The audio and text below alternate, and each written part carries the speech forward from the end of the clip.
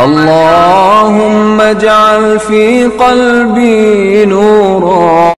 نہ میں تمہاری نہ مصر تمہارا. فتح حاصل کر کے کون خوش نہیں ہوتا. سلطان صلاح الدین ایوبی کو کسی معرکے، محاصرے یا بڑی جنگ میں فتح ہوتی تھی تو اس کے چہرے پر نورانی سی رونق آ جاتی تھی. اس کی فوج جشن مناتی، سپاہی رقص کرتے گاتے اور راتوں کو سوتے تھے. بکرے، دمبے اور اونٹ ذبح ہوتے. سپاہی خود پکاتے اور سلطان ایوبی ان کے لیے مشروبات کے مٹکے کھول دیا کرتا تھا. مگر 1183 عیسوی 579 ہجری کے دوران اس کے چہرے پر رونق نہیں تھی، نہ ہی اس کی فوج جشن منا رہی تھی. حالانکہ اس نے 1 سال کے عرصے میں متعدد قلعے سر کر لیے اور شاہ آرمینیا جیسے طاقتور حکمران سے شکست کے عہد نامے پر دستخط کرا کے اس سے اپنی شرائط منوا لی تھی. مورخوں نے اس دور کو سلطان ایوبی کی فتوحات کا دور لکھا ہے، مگر اس کی جذباتی کیفیت یہ تھی جیسے ہر فتح کے بعد اس کے چہرے پر بڑھاپے کی ایک لکیر کا اضافہ ہو گیا ہو. یہ لکیریں بڑھاپے اور اداسی کی تھیں. وہ ان میں سے کسی ایک فتح اور کسی ایک کامیابی پر خوش نہ تھا. اسے جب چھاپہ ماروں کا سالار ساری مصری فاتحانہ انداز سے رپورٹ دیتا تھا کہ گزشتہ رات چھاپہ ماروں نے فلاں جگہ شبخون مار کر دشمن کو اتنا نقصان پہنچایا ہے، تو سلطان ایوبی آہستہ سے سر ہلا کر اسے خراج تحسین پیش کرتا اور پھر اس کا سر یوں جھک جاتا تھا جیسے اس کی ضمیر پر ایسا بوجھ آ پڑا ہو جو اس کی برداشت سے باہر ہو. مجھے مبارکباد اس روز کہنا جس روز تم صلیبیوں کو شکست دو گے. ایک روز سلطان ایوبی نے اپنے سالاروں سے کہا. وہ اسے دیار بکر کی فتح کے بعد مبارکباد کہنے آئے تھے. اس روز تو اس کی آنکھیں لال ہو گئیں جیسے وہ آنسوؤں کو روکنے کی کوشش کر رہا ہو. اس نے کہا، تم محسوس نہیں کر رہے کہ ہم گھروں سے نکلے تھے صلیبیوں کو شکست دینے اور انہیں اپنی سرزمین سے نکالنے کے لیے، مگر انگلیوں پر گنو کہ تم کتنے برسوں سے اپنے ہی بھائیوں سے لڑ رہے ہیں، اور حساب کرو کہ ہم ایک دوسرے کا خون کتنا بہا چکے ہیں. کیا تم اسے فتح کہتے ہو؟ میں اس خانہ جنگی میں جو بھی فتح حاصل کرتا ہوں وہ میری اور تمہاری نہیں، وہ صلیبیوں کی فتح ہوتی ہے. جب دو بھائی آپس میں لڑتے ہیں تو خوشی اور کامیابی ان کے دشمن کی ہوتی ہے. میں اسے فتح نہیں کہتا جو ہم نے اپنے بھائیوں پر حاصل کی ہے. صلیبی کیوں دبک گئے ہیں؟ ایک سالار نے کہا. ہم آپ کو ان پر بھی فتح حاصل کر کے دکھا دیں گے. انہیں وہاں سے نکلنے اور لڑنے کی کیا ضرورت ہے جہاں وہ دبک کر بیٹھ گئے ہیں. سلطان ایوبی نے کہا، جنگ کا پہلا اصول کیا ہے؟ دشمن کی عسکری قوت کو تباہ کرنا. صلیبیوں نے ہماری عسکری قوت کو ہمارے بھائیوں کے ہاتھوں تباہ کرانے کا کامیاب انتظام کر رکھا ہے. ہم آپس میں لڑ لڑ کر کمزور ہوتے جا رہے ہیں اور صلیبی اس صورتحال میں اور اس وقت سے فائدہ اٹھاتے ہوئے روز بروز طاقتور ہوتے جا رہے ہیں. فلسطین پر ان کا قبضہ مضبوط ہوتا جا رہا ہے. حکمرانی صدا اللہ کی ہے، مگر حکمرانی کا نشہ جب انسان پر طاری ہوتا ہے تو مذہب اور ملت کا وقار تو دور کی بات ہے، وہ اپنی بیٹیوں کو ننگا نچانے لگتا ہے. جھوٹ اور فریب کاری کو وہ جائز اور ضروری سمجھنے لگتا ہے. صلیبی امت رسول مقبول صلی اللہ علیہ وسلم کو ریاستوں میں تقسیم کرتے جا رہے ہیں اور اللہ کی فوج کو ان ریاستوں میں تقسیم کر کے اسلام کی عسکری قوت کو پارا پارا کر رہے ہیں. ہمیں ان علاقوں سے فوج کے لیے بہت بھرتی مل رہی ہے. ایک سالار نے کہا، بڑے اچھے سپاہی اور سوار بڑی خوشی سے آ رہے ہیں، لیکن مجھے اس کی کوئی خوشی نہیں. سلطان ایوبی نے سب کو چونکا دیا. اس نے کہا، یہ لوگ صرف اس لیے ہماری فوج میں بھرتی ہو رہے ہیں کہ جس شہر کو فتح کیا جاتا ہے وہاں ہماری فوج لوٹ مار کرتی ہے اور وہاں سے حسین عورتیں ملتی ہیں. ہم نے اپنی فوج کو ایسی لوٹ مار اور آبرو ریزی کی اجازت کبھی نہیں دی. ایک اور سالار نے کہا، مگر ہمارا دشمن ہماری فوج کے خلاف یہی مشہور کر رہا ہے کہ سلطان صلاح الدین ایوبی نے اپنی فوج کو لوٹ مار کی اور مفتوح کی جوان لڑکیاں اٹھا لے جانے کی اجازت دے رکھی ہے. دشمن نے ہماری فوج کے خلاف یہ بے بنیاد باتیں اس لیے مشہور کر رکھی ہیں کہ خود مسلمانوں کے دلوں میں اسلامی فوج کے خلاف نفرت پیدا ہو جائے اور ہمیں کہیں سے بھی لوگوں کا تعاون نہ ملے، بلکہ ہم جس شہر کا محاصرہ کریں وہاں کے لوگ مسلمان ہوتے ہوئے بھی ہماری اس فوج کے خلاف لڑیں جو اسلامی فوج ہے اور جو ہر لحاظ سے حزب اللہ کہلانے کی حقدار ہے. یاد رکھو میرے دوستوں، قوم بغیر فوج کے اور فوج قوم کے والہانہ تعاون کے بغیر دشمن کے لیے آسان ہوتی ہے۔ اپنے دشمن کو پہچانو، تمہارا دشمن دانشمند ہے۔ اس نے ہماری قوم اور فوج میں منافرت پیدا کر کے بڑا اچھا اہتمام کیا ہے۔ قرآن نے سیسا پلائی ہوئی دیوار بن جانے کا حکم صرف قوم یا صرف فوج کو نہیں دیا۔ سیسا پلائی ہوئی دیوار قوم اور فوج مل کر بنتی ہے۔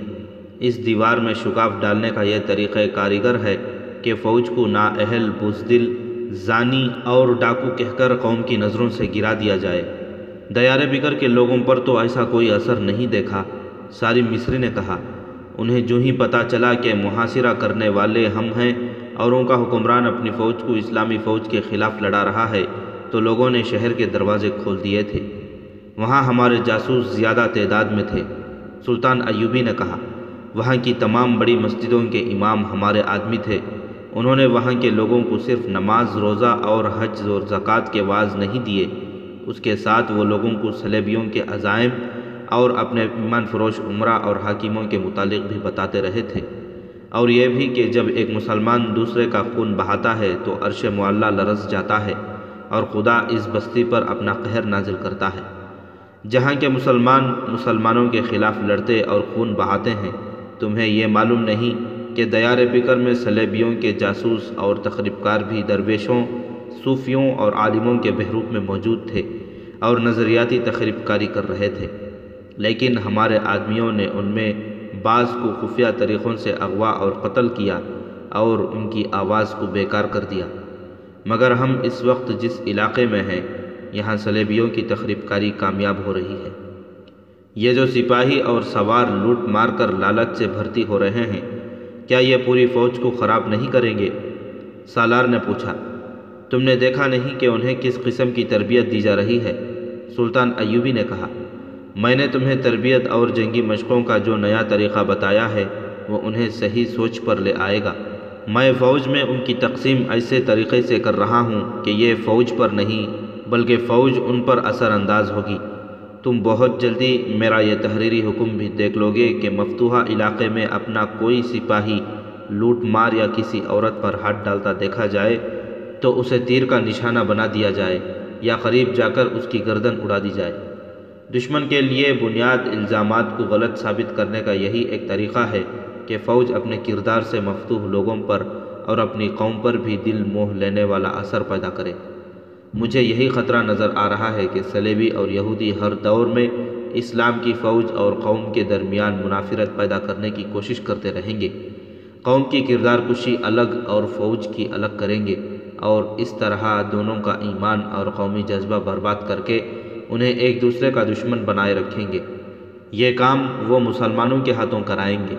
سلطان صلاح الدین ایوبی دریائے فرات کے کنارے خیمہ زن تھا۔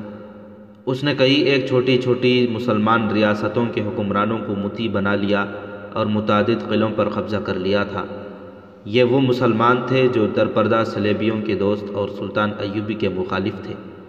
سلطان ایوبی کی منزل بیت المقدس تھی، جس پر صلیبیوں نے قبضہ کر کے اسے یروشلم کا نام دے رکھا تھا، مگر اپنے مسلمان حکمران اور امرا سلطان ایوبی کے راستے میں حائل ہو گئے تھے۔ سلطان ایوبی فوج کو چند دن آرام دینے کے لیے فرات کے کنارے رک گیا تھا۔ وہاں گھوڑوں، خچروں، اونٹوں اور رسد کی کمی پوری کی جا رہی تھی۔ سورج غروب ہونے سے کچھ دیر پہلے سلطان ایوبی فرات کے کنارے ٹہل رہا تھا۔ اس کے ساتھ گھوڑ سوار دستوں کا سالار اور چھاپا مار دستوں کا سالار سالم مصری تھا۔ ان سے کچھ دور سفید جبے میں ملبوس ایک آدمی کھڑا تھا، جس نے دعا کے لیے ہاتھ اٹھا رکھے تھے۔ سلطان ایوبی ادھر چل پڑا۔ قریب پہنچا تو دیکھا کہ وہاں 4 قبریں ہیں۔ ان میں سے ایک قبر کے سرہانے ایک ڈنڈا گڑا تھا اور اس کے ساتھ لکڑی کی ایک تختی تھی جس پر لال رنگ سے عربی زبان میں لکھا تھا، عمر مملوک، اللہ تیری شہادت قبول کرے، نصر المملوک۔ اس کے ساتھ کی قبر پر بھی ایسی ہی تختی لگی ہوئی تھی جس پر اسی قسم کی لال تحریر تھی، نصر المملوک، اللہ میری شہادت قبول کرے۔ سلطان ایوبی نے دونوں تحریریں پڑھیں اور اس آدمی کی طرف دیکھا جو قبروں پر فاتحہ پڑھ رہا تھا۔ وہ وضع اور لباس سے عالم فاضل لگتا تھا۔ سلطان ایوبی نے اس کی طرف دیکھا تو اس نے ذرا جھک کر کہا، میں اس گاؤں کا امام ہوں، جہاں کہیں پتہ چلتا ہے کہ شہید کی قبر ہے وہاں چلا جاتا ہوں اور فاتحہ پڑھتا ہوں۔ میرا یہ عقیدہ ہے کہ جس جگہ شہید کے خون کا خطرہ گرتا ہے وہ جگہ مسجد جتنی مقدس ہو جاتی ہے۔ میں لوگوں کو یہی بتایا کرتا ہوں کہ مجاہد وہ عظیم شخصیت ہے جس کے گھوڑے کی سیموں کی اڑائی ہوئی گرد کا احترام خدا نے بھی کیا ہے، اور جہاد فی سبیل اللہ کو خدا ذوالجلال نے افضل عبادت کہا ہے۔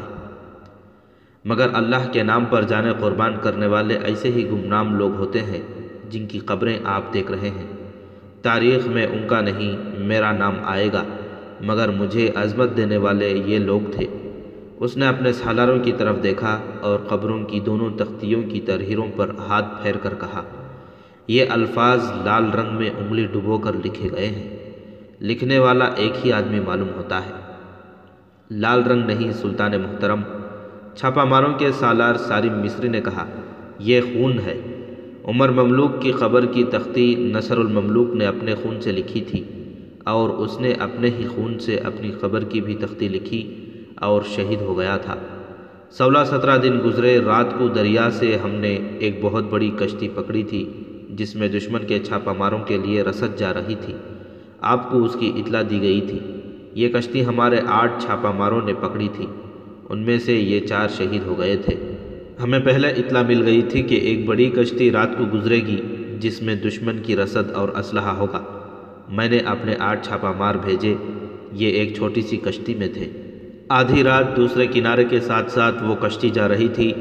ہمیں اطلاع ملی تھی کہ اس میں 4-5 آدمی ہوں گے، لیکن ہمارے چھاپا ماروں کی کشتی ان کے قریب گئی تو اس میں کم و بیش 20 آدمی تھے۔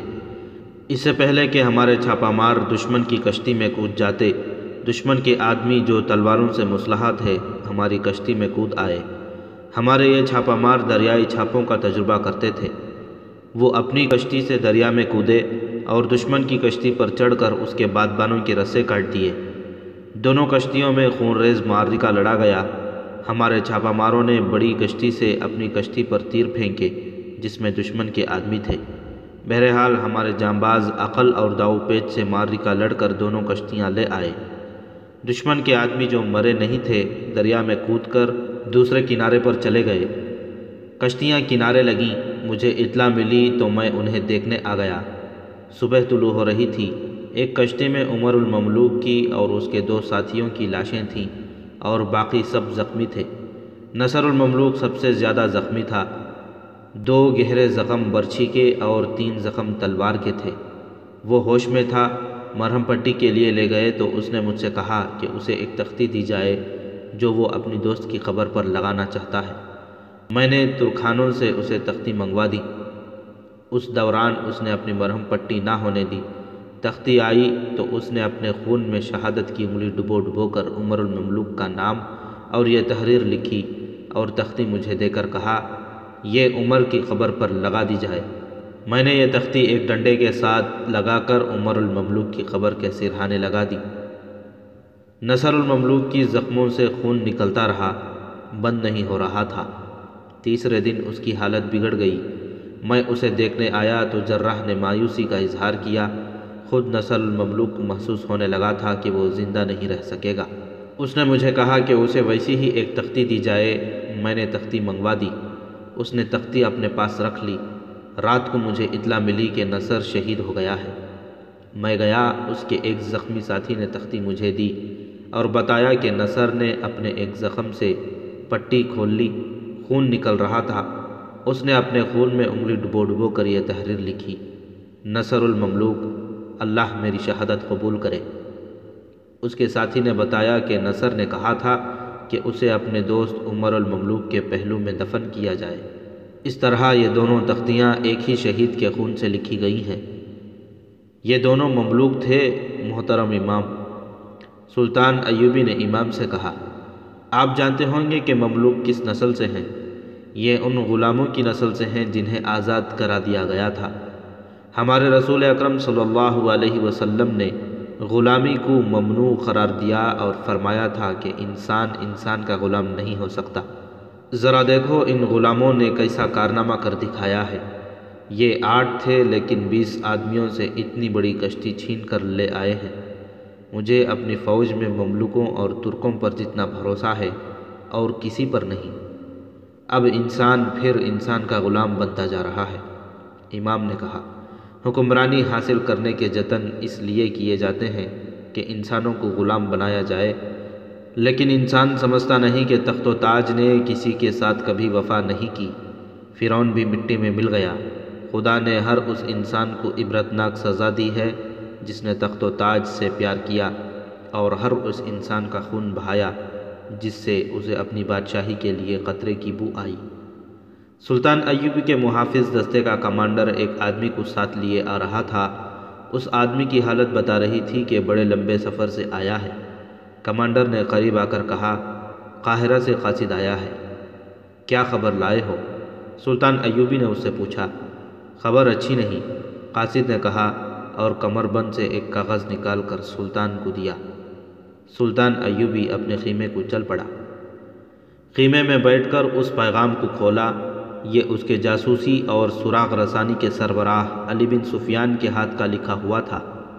لکھا تھا، ہمارا سب سے زیادہ دیندار اور دلیر نائب سالار حبیب القدوس 10 دنوں سے لاپتہ ہے۔ صلیبیوں کی تخریب کاری زوروں پر ہے۔ ہم یہاں زمیندوز جنگ لڑ رہے ہیں۔ ایمان فروشوں کی تعداد میں اضافہ ہوتا جا رہا ہے۔ اس مسئلے پر آپ کو پریشان ہونے کی ضرورت نہیں۔ ہم دشمن کو کامیاب ہونے نہیں دیں گے۔ پریشانی حبیب القدوس نے پیدا کر دی ہے۔ اس کا کوئی سراغ نہیں مل رہا۔ اس کا صرف لاپتہ ہو جانا پریشان کن نہیں، ہم ایک اور خطرہ محسوس کر رہے ہیں۔ آپ کو معلوم ہے کہ حبیب القدوس کے ماتحت جتنے دستے ہیں، وہ ان میں اتنا ہر دل عزیز ہے کہ سپاہی اس کے اشارے پر جانے قربان کرتے ہیں۔ اگر وہ خود دشمن سے جا ملا ہے تو یہ خطرہ ہے کہ وہ اپنے دستوں کو جو اس کے زیر اثر ہیں سلطنت کے خلاف بغاوت پر آمادہ کر سکتا ہے۔ میں اسے تلاش کرنے کی کوششوں سے دستبردار یا مایوس نہیں ہوا۔ میں آپ سے صرف یہ اجازت لینا چاہتا ہوں کہ اگر تلاش کے دوران وہ سامنے آ جائے اور ضرورت محسوس ہو کہ اسے مار ڈالا جائے تو اسے مار دیا جائے۔ اس کے قائم مقام امیر مصر نے اس کی اجازت نہیں دی، صرف یہ اجازت دی ہے کہ میں آپ کو براہ راست خط لکھ کر اجازت لے لوں۔ اگر میں اسے تلاش نہ کر سکا تو آپ مجھ سے باز پرس کریں گے، اور اگر وہ میرے ہاتھ سے مارا گیا تو بھی آپ پسند نہیں کریں گے۔ اس نائب سالار کا ہمارے دشمن کے پاس رہنا ہمارے لیے بہت بڑا خطرہ ہے۔ سلطان ایوبی نے اسی وقت کاتب کو بلایا اور پیغام کا جواب لکھوانے لگا۔ عزیز علی بن سفیان، تم پر خدا کی رحمت ہو۔ حبیب القدوس پر مجھے اتنا ہی اعتماد تھا جتنا تم پر ہے۔ جو انسان اپنا ایمان فروخت کرنے پر آ جائے وہ خدا سے نہیں ڈرتا، وہ مجھ جیسے حقیر انسان سے کیوں ڈرے گا؟ تمہیں اس پر حیران نہیں ہونا چاہیے کہ حبیب القدوس جیسا انسان بھی دھوکہ دے سکتا ہے۔ ایمان ایک قوت ہے، مگر یہ ہیرے اور جواہرات کی طرح چمکتا نہیں۔ اس میں عورت کے حسن و جمال کی کشش نہیں، اور ایمان تخت اور تاج بھی نہیں۔ جب انسان پر دنیا کی لذتوں کا سرور اور زر و جواہرات کی ہوس پیدا ہو جاتی ہے تو ایمان سے دستبردار ہونے میں کچھ وقت نہیں لگتا۔ حبیب القدوس کو تلاش کرنے کی کوشش کرو۔ اگر کبھی ضرورت محسوس ہو کہ اسے قتل کر دیا جائے تو تمہیں میری طرف سے اجازت ہے، لیکن یہ معلوم کرنے کی بھی کوشش کرنا کہ اسے اغوا تو نہیں کیا گیا۔ حالات تمہاری نظر میں ہیں، جو بہتر سمجھو وہ کرو۔ مفاد سلطنت اور مذہب مقدم ہے۔ ایک انسان کی زندگی اور موت اس کے راستے کی رکاوٹ نہیں بن سکتی۔ جہاں فوج کی اتنی زیادہ تعداد ماری جا رہی ہے، سپاہی اپنی جانیں دے رہے ہیں، وہاں ایک غدار حاکم کو مار دینے سے پہلے اتنا زیادہ نہ سوچو کہ تمہارا قیمتی وقت اس پر صرف ہوتا رہے۔ اللہ سے گناہوں کی بخشش مانگتے رہو، ہم سب گنہگار ہیں۔ پاک ذات صرف اللہ اور اس کے رسول صلی اللہ علیہ وسلم کی ہے۔ تم حق پر ہو تو اللہ تمہارے ساتھ ہے۔ سلطان ایوبی نے پیغام کے نیچے اپنی مہر لگائی اور پیغام قاصد کے حوالے کر دیا، اور اسے کہا کہ وہ رات بھر آرام کر کے اعلیٰ صبح روانہ ہو جائے۔ وہ تاریخ اسلام کا پرآشوب دور تھا۔ ادھر سرزمین عرب مسلمانوں کے خون سے لال ہو رہی تھی۔ صلیبیوں اور یہودیوں نے مسلمانوں میں غدار اور سازشی پیدا کر کے مسلمانوں کو خانہ جنگی میں الجھا دیا تھا۔ ادھر مصر میں یہی کفار مسلمان حاکموں میں غدار پیدا کرنے کی کوششوں میں مصروف تھے۔ لوگوں میں سلطان ایوبی کی حکومت کے خلاف نفرت پیدا کر رہے تھے اور سلطان ایوبی کی فوج پر بڑے ہی شرمناک الزامات کی تحشیر کر رہے تھے۔ انہوں نے یہ مہم زمیندوز طریقے سے چلا رکھی تھی۔ علی بن سفیان اور قاہرہ کا کوتوال غیاث بلبیس اس مہم کے اثرات زائل کرنے اور مجرموں کو پکڑنے میں سرگرم رہتے تھے۔ ایک نائب سالار کا غائب ہو جانا معمولی واقعہ نہیں تھا، مگر اس کا کچھ بھی سراغ نہیں مل رہا تھا۔ حبیب القدوس کے متعلق کوئی سوچ بھی نہیں سکتا تھا کہ وہ بھی غداری کا مرتکب ہو سکتا ہے، لیکن اس دور میں غداری ایک عام سی چیز بن کے رہ گئی تھی۔ حبیب القدوس لاپتہ ہوا تو سب نے یہی کہا کہ وہ کوئی فرشتہ تو نہیں تھا۔ اس کی 3 بیویاں تھیں اور یہ کوئی معیوب امر نہیں تھا۔ اس کی حیثیت کے حاکموں نے 4 بیویاں رکھی ہوئی تھیں، اور جو ذرا زندہ دل تھے ان کے ہاں 1-2 داشتہ عورتیں بھی ہوتی تھیں۔ حبیب القدوس کی زندگی میں شراب اور راگ رنگ کا ذرہ بھر دخل نہ تھا۔ صوم و صلات کا پابند تھا اور میدان جنگ میں دشمن کے لیے سراپا قہر۔ شجاعت کے علاوہ فن حرب و ضرب میں مہارت رکھتا تھا۔ جنگی منصوبہ بندی ایسی کہ کم سے کم نفری سے کثیر تعداد دشمن کا ستیہ ناش کر دیتا تھا۔ اس کی سب سے بڑی خوبی یہ تھی کہ اپنے دستوں میں ہر دل عزیز تھا۔ اس کے ماتحت جو کمانڈر اور سپاہی تھے ان کے لڑنے کا انداز یہ ہوتا تھا جیسے وہ حکم سے نہیں عقیدت سے لڑ رہے ہوں۔ بعض اوقات تو یہ گمان ہوتا تھا کہ یہ دستے اس کی ذاتی فوج ہیں اور یہ سلطان ایوبی کے حکم سے نہیں، حبیب القدوس کے اشارے پر ہی لڑتے ہیں۔ ان کی تربیت اس نے اتنی سخت کر رکھی تھی اور انہیں اتنی جنگی مشقیں کراتا تھا کہ آج کی زبان میں یہ کریک ٹروپس بن گئے تھے۔ ان کی نفری 3000 پیادہ اور 2000 سوار تھی۔ تیر اندازی میں اتنے ماہر جیسے اندھیرے میں آواز پر تیر چلائیں تو تیر بولنے والے کے منہ میں لگے۔ علی بن سفیان جاسوسی اور سراغ رسانی کا ماہر تھا۔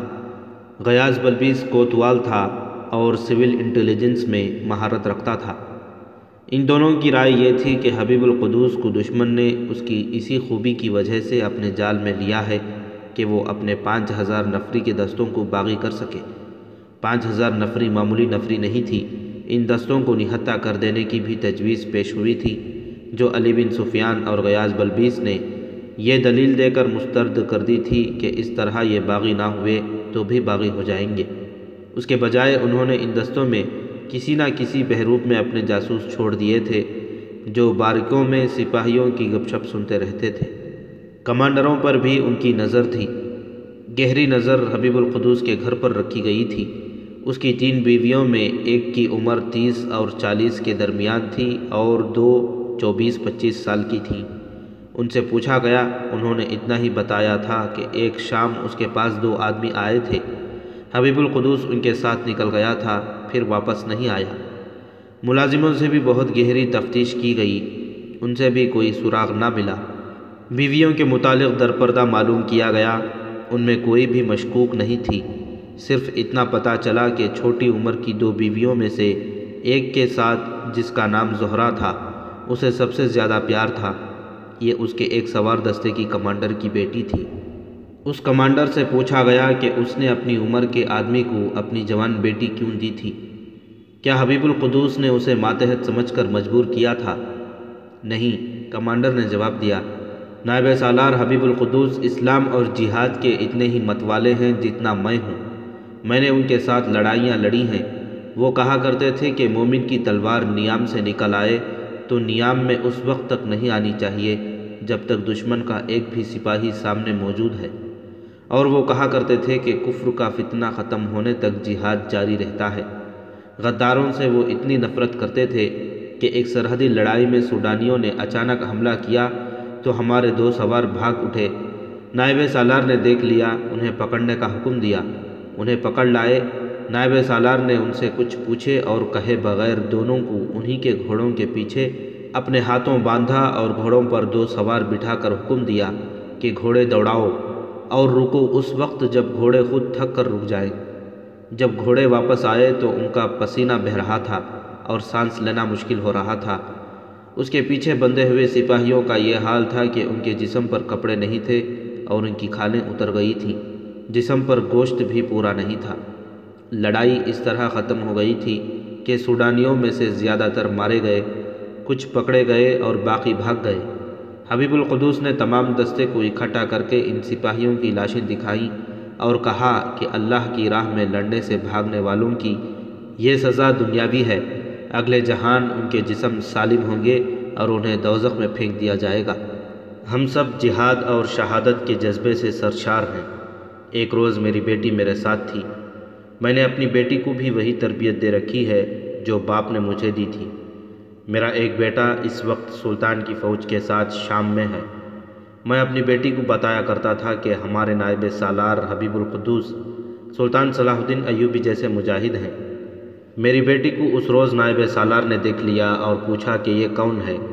میں نے بتایا کہ میری بیٹی ہے اور یہ مجاہدہ ہے۔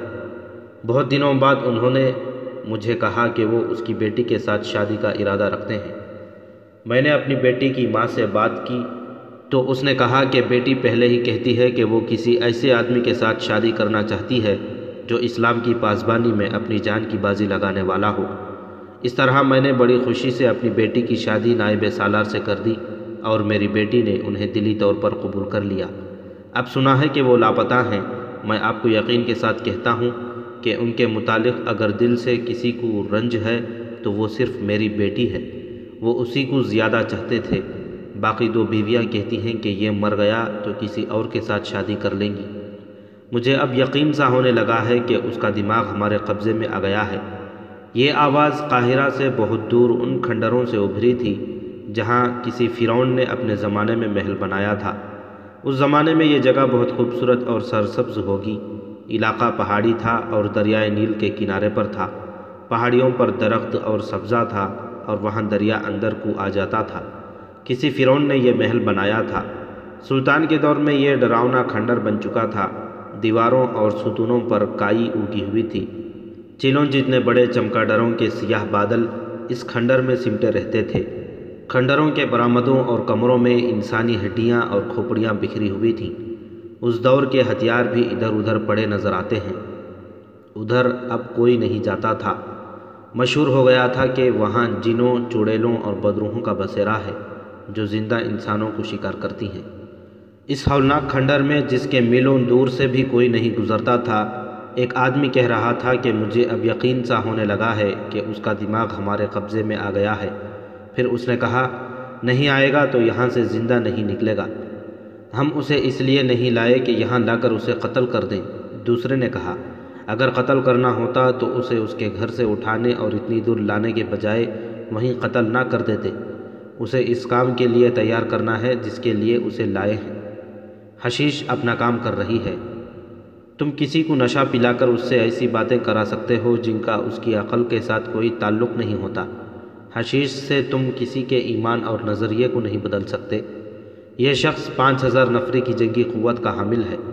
ہمیں صرف اسے نہیں، اس کی پوری نفری کو اپنے ہاتھ میں لینا اور اسے مصر کی فوج کے خلاف لڑانا ہے۔ پھر مصر ہمارا ہوگا اور پھر صلاح الدین ایوبی کی حالت اس شیر جیسی ہوگی جو بہت سے شکاریوں کے گھیرے میں ہوگا۔ وہ سب کو چیر پھاڑ دینے کو جھپٹے گا مگر اسے صرف موت ملے گی۔ اگر سلطان ایوبی کا یہ نائب سالار حبیب القدوس اپنے دستوں کو اشارہ کر دے تو وہ کچھ سوچے بغیر اس کا حکم مانیں گے۔ حبیب القدوس اسی کھنڈر کے ایک کمرے میں بیٹھا تھا جسے صاف کر لیا گیا تھا۔ اس کے نیچے نرم گدے بچھے ہوئے تھے اور اس کے پیچھے گول تکیے تھے۔ آسائش کا سارا سامان موجود تھا۔ اس کے سامنے ایک آدمی بیٹھا تھا جس نے اس کی آنکھوں میں آنکھیں ڈال رکھی تھیں اور وہ کہہ رہا تھا، مصر میری مملکت ہے۔ صلاح الدین ایوبی عراقی کرد ہے۔ اس نے میری مملکت پر قبضہ کر رکھا ہے۔ صلاح الدین ایوبی نے میری مملکت کی حسین لڑکیوں سے اپنا حرم بھر رکھا ہے۔ میرے 5000 جانباز پورے مصر پر قبضہ کر لیں گے۔ حبیب القدوس کے ہونٹوں پر مسکراہٹ تھی، اس کے چہرے پر رونق تھی۔ وہ بڑبڑانے کے لہجے میں کہنے لگا، میری تلوار کہاں ہے؟ میرا گھوڑا تیار کرو، میں صلاح الدین ایوبی کو قتل کروں گا۔ میرے 5000 جانباز ایک دن میں مصر کی فوج سے ہتھیار ڈلوا لیں گے۔ صلیبی میرے دوست ہیں۔ اس آدمی نے اس کی آنکھوں میں آنکھیں ڈالے ہوئے کہا، وہ میری مدد کو آئیں گے۔ دوست وہ جو برے وقت میں مدد دے۔ میری تلوار کہاں ہے؟ حبیب القدوس ذرا صاف آواز میں بولنے لگا، مصر بہت خوبصورت ہو گیا ہے۔ مصر کی لڑکیاں زیادہ حسین ہو گئی ہیں۔ مصر میرا ہے، مصر میرا ہے۔ ایک لڑکی اندر آئی جس کا لباس ایسا تھا کہ برہنہ لگتی تھی۔ اس کے بال ملائم اور کھلے ہوئے تھے، اس کا جسم ہلکے گلابی رنگ کا اور سڈول تھا۔ وہ حبیب القدوس کے ساتھ لگ کر بیٹھ گئی۔ اس نے اپنا ایک بازو حبیب القدوس کے کندھے پر ڈال دیا۔ حبیب القدوس اپنا گال اس کے ریشمی بالوں میں مس کرنے لگا۔ اس نے مخمور لہجے میں کہا، مصر بہت حسین ہو گیا ہے۔ لڑکی ایک طرف ہٹ گئی اور بولی، لیکن مجھ پر سلطان ایوبی کا قبضہ ہے۔ حبیب القدوس نے لپک کر اسے اپنے بازوؤں میں لے لیا اور اپنے قریب گھسیٹ کر بولا، تم پر کوئی قبضہ نہیں کر سکتا، تم میری ہو، مصر میرا ہے۔ جب تک صلاح الدین ایوبی زندہ ہے یا جب تک مصر پر اس کی بادشاہی ہے، نہ میں تمہاری ہوں نہ مصر تمہارا ہے۔ میں اسے قتل کر دوں گا، حبیب القدوس نے کہا، میں اسے قتل کر دوں گا۔ رک جاؤ، ایک سخت غصیلی آواز کمرے میں گونجی۔ یہ ایک صلیبی تھا جو مصری زبان بول رہا تھا۔ یہ وہی تھا جسے کھنڈروں میں کسی دوسری جگہ ایک مصری بتا رہا تھا کہ اب یقین ہونے لگا ہے کہ اس شخص یعنی حبیب القدوس کا دماغ ہمارے قبضے میں آ رہا ہے، اور اس نے کہا تھا کہ اسے حشیش کے نشے کے بغیر اپنے کام میں لانا ہے۔ وہ اس کمرے میں آیا جہاں حبیب القدوس کے دماغ کو حشیش کے نشے کے زیر اثر اپنے رنگ میں رنگنے کی کوشش کی جا رہی تھی۔ اس نے غصے میں کہا، تم حسن بن صباح کے پجاری، حشیش اور خفیہ قتل کے سوا کچھ بھی نہیں جانتے۔ لڑکی کو اس کے پاس رہنے دو اور تم میرے ساتھ آؤ۔ وہ اس آدمی کو اپنے ساتھ لے گیا، باہر لے جا کر اسے کہا، اب اسے حشیش نہ دینا، اس کا نشہ اتر جانے دو، ہمیں اس کے ہاتھوں صلاح الدین ایوبی کو قتل نہیں کرانا، ہمیں اس کے دستوں کو بغاوت پر آمادہ کرنا ہے۔ میں بہت دیر سے پہنچا ورنہ اس کا یہ حال نہ ہونے دیتا۔ ہوش میں رکھ کر اسے صلاح الدین ایوبی کا دشمن بنانا ہے۔ تم لوگوں نے اسے جس خوبی سے اغوا کیا ہے، اس کی میں دل سے تعریف کرتا ہوں، اور اس کی تمہیں اتنی قیمت دی جا رہی ہے جو پہلے تمہیں کہیں سے نہیں ملی ہوگی، مگر تم نے اسے حشیش دے دے کر ہمارا کام مشکل بنا دیا ہے۔ اسے اب وہ سفوف اور شربت دو جس سے نشے کا اثر اتر جاتا ہے۔ صلیبیوں کی جاسوسی اور تخریب کاری اور مسلمان نوجوانوں کی کردار کشی کے طریقے اناڑیوں والے نہیں تھے۔ ان کے اس فن کے ماہرین انسانی فطرت کی کمزوریوں اور مطالبات سے اچھی طرح واقف تھے۔ ان کی نظر سلطان ایوبی کی فوج اور انتظامیہ کے ہر افسر پر تھی۔ ادھر عرب کے امراء، وزراء اور مختلف ریاستوں کے مسلمان حکمرانوں کی خامیوں سے بھی وہ آگاہ تھے۔ ان کی کوشش یہ ہوتی تھی کہ زیادہ سے زیادہ حکمران اور حاکم ان کے زیر اثر ہو جائیں اور سلطان ایوبی کے خلاف لڑنے پر آمادہ ہو جائیں۔ یہودی اپنی دولت، اپنی لڑکیوں کی صورت میں ان کی پوری مدد کر رہے تھے۔ ان کفار کے ماہرین نے مسلمان حکمرانوں وغیرہ کو چند ایک زمروں میں تقسیم کر رکھا تھا۔ ایک زمرے میں انہیں رکھا گیا تھا جو ایک دو خوبصورت اور شوق لڑکیوں، شراب اور زر و جواہرات کے عوض اپنا ایمان بیچ ڈالتے تھے۔ دوسرے زمرے میں وہ تھے جو اپنی الگ ریاست بنا کر اس کے خود مختار بادشاہ بننے کے خواب دیکھا کرتے تھے۔ تیسرے زمرے میں وہ تھے جو ملک و ملت کے وفادار اور پکے مسلمان تھے۔ ان میں سے صلیبی یہ دیکھتے تھے کہ کون اثر و رسوخ والا ہے، جسے ہاتھ میں لیا جائے تو وہ سلطان ایوبی کی خفیہ پالیسیوں اور پروگراموں سے قبل از وقت اطلاعات دے سکتا ہے، اور ان میں کون ایسا ہے جس کا فوج کے کچھ حصے پر اثر ہو اور وہ اس حصے کو اپنی سلطنت کے خلاف باغی کر سکتا ہو۔ ان پکے دینداروں اور مجاہدوں کو ہاتھ میں لینے کے لیے ان کے پاس کچھ طریقے تھے، جن میں ایک اغوا کرنا اور اسے اپنا اتحادی بنانا تھا۔ ایک طریقہ قتل کا بھی تھا، لیکن قتل کم ہی کرائے جاتے تھے۔ اگر ضرورت پڑے تو قتل حسن بن صباح کے پیشہ ور قاتلوں سے کرایا جاتا تھا۔ نائب سالار حبیب القدوس ایسا حاکم تھا جسے قتل کرانے سے کچھ حاصل نہیں ہو سکتا تھا، اسے ہاتھ میں لینا تھا۔ جیسا کہ بتایا جا چکا ہے کہ مصر کی فوج کی 5000 نفری اس کی مرید تھی۔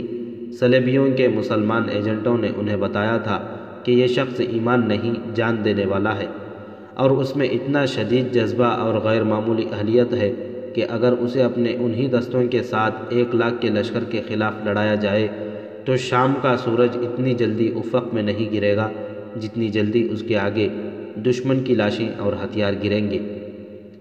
صلیبیوں نے تجربہ کر لیا تھا۔ وہ اس طرح کہ انہوں نے کبھی اس کے پاس کوئی نوجوان اور غیر معمولی طور پر خوبصورت لڑکی ایک نادار یتیم اور مظلوم لڑکی کے بحروپ میں مدد لینے کے لیے بھیجی، کبھی کسی لڑکی کو کسی اور ذاتی کام سے بھیجا۔ ضیافتوں اور کھیل تماشوں میں بڑی بڑی حسین لڑکیاں اس کے پیچھے ڈالیں، مگر وہ اس جال میں نہ آیا جیسے پتھر ہو۔ مصر میں بغاوت کرانا صلیبیوں کے لیے ضروری ہو گیا تھا، کیونکہ سلطان صلاح الدین ایوبی شام اور فلسطین کے علاقوں کے بکھرے ہوئے مسلمان امراء کو دلائل سے یا تلوار سے اپنا مطیع بناتا چلا جا رہا تھا، اور اس کے بعد اسے فلسطین کا رخ کرنا تھا۔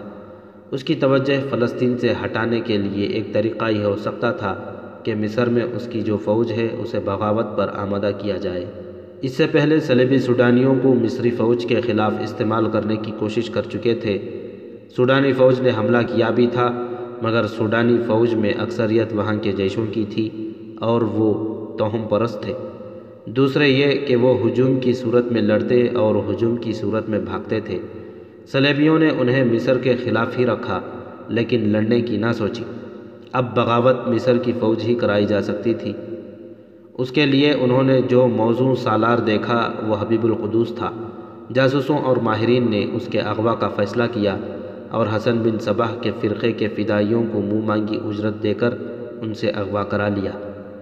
اغوا کا طریقہ یہ اختیار کیا کہ ایک شام 2 آدمی اس کے گھر گئے اور کسی گاؤں کا نام لے کر کہا کہ وہاں کی مسجد کی چھت بیٹھ گئی ہے اور پوری مسجد از سر نو تعمیر کرنی ہے۔ انہوں نے کہا کہ رات کو گاؤں کے لوگ جمع ہو رہے ہیں اور وہ ابھی چلے تاکہ لوگ دل کھول کر مالی مدد دیں۔ اس سلسلے میں انہوں نے ایسی جذباتی باتیں کیں کہ وہ ان کے ساتھ چل پڑا۔ شہر سے باہر نکل گئے تو 4 اور آدمی ملے، ان سب نے اسے جکڑ لیا اور اس کھنڈر میں لے گئے۔ وہاں پہنچتے ہی اسے دھوکے میں حشیش پلا دی۔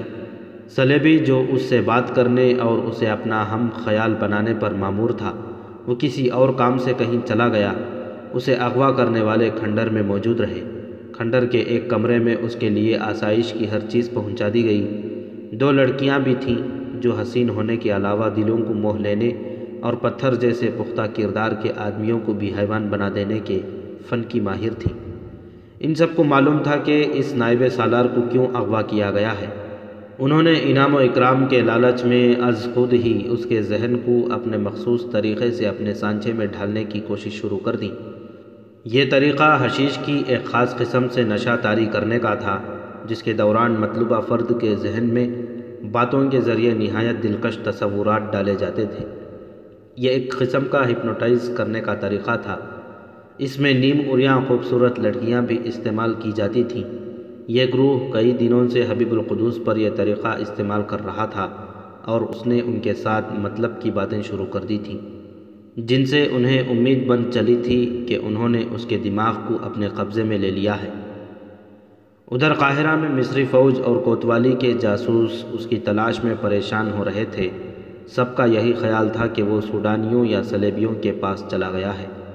علی بن سفیان کو معلوم تھا کہ حبیب القدوس کا اثر اپنے دستوں پر کس قدر زیادہ ہے، اس لیے اس نے مصر کے قائم مقام امیر کی اجازت سے سلطان ایوبی کو اطلاع دے دی تھی۔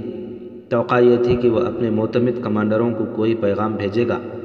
جاسوسوں اور سراغ رسانوں نے ہر طرف نظر رکھی، لیکن معلوم یہی ہوتا تھا کہ اس کا پیغام کسی کی طرف نہیں آیا۔ یہ بھی دیکھا جا رہا تھا کہ ان دستوں میں سے کون سا کمانڈر غائب ہوتا ہے، لیکن اتنے دنوں میں کوئی بھی غیر حاضر نہ ہوا۔ اتنے میں وہ صلیبی کھنڈرات میں آ گیا جسے حبیب القدوس کے ساتھ بات چیت کرنی تھی۔ اس نے پہلا کام یہ کیا کہ حشیش رکوائی اور حبیب القدوس کا نشہ اتارا۔ صلیبی نے پوری رات نشے کے اترنے کا انتظار کیا۔ اگلے روز وہ حبیب القدوس کے پاس بیٹھ گیا۔ وہ ابھی سویا ہوا تھا۔ اس کی جب آنکھ کھلی تو اس نے ادھر ادھر دیکھا، اور جب اس کی نظر صلیبی پر پڑی تو وہ فوراً اٹھ بیٹھا اور صلیبی کو بڑی غور سے دیکھنے لگا۔ مجھے افسوس ہے کہ ان لوگوں نے آپ کے ساتھ بہت برا سلوک کیا ہے، صلیبی نے کہا۔ آپ اتنے حیران اور پریشان نہ ہوں۔ یہ بدبخت آپ کو حشیش پلاتے رہے اور آپ کو بڑے خوبصورت خواب دکھاتے رہے ہیں۔ آپ حشیش اور فدائیوں کے اس طریقے سے یقیناً واقف ہوں گے۔ آپ کی توہین کی گئی ہے، جس کی میں معافی چاہتا ہوں۔ میں آپ کو کوئی خواب نہیں دکھاؤں گا، بڑی خوبصورت حقیقت آپ کے سامنے رکھوں گا۔ اپنے آپ کو قیدی نہ سمجھیں۔ میں آپ کا رتبہ اونچا کروں گا، کم نہیں ہونے دوں گا۔ یہ لوگ دھوکے میں مجھے یہاں لے آئے ہیں۔ حبیب القدوس نے کہا، پھر شاید یہ مجھے کہیں اور لے گئے تھے۔ اس نے نگاہیں گھما کر ہر طرف دیکھا اور حیران سا ہو کے بولا، وہ کوئی بہت ہی خوبصورت جگہ تھی، مجھے یہاں کون لایا ہے؟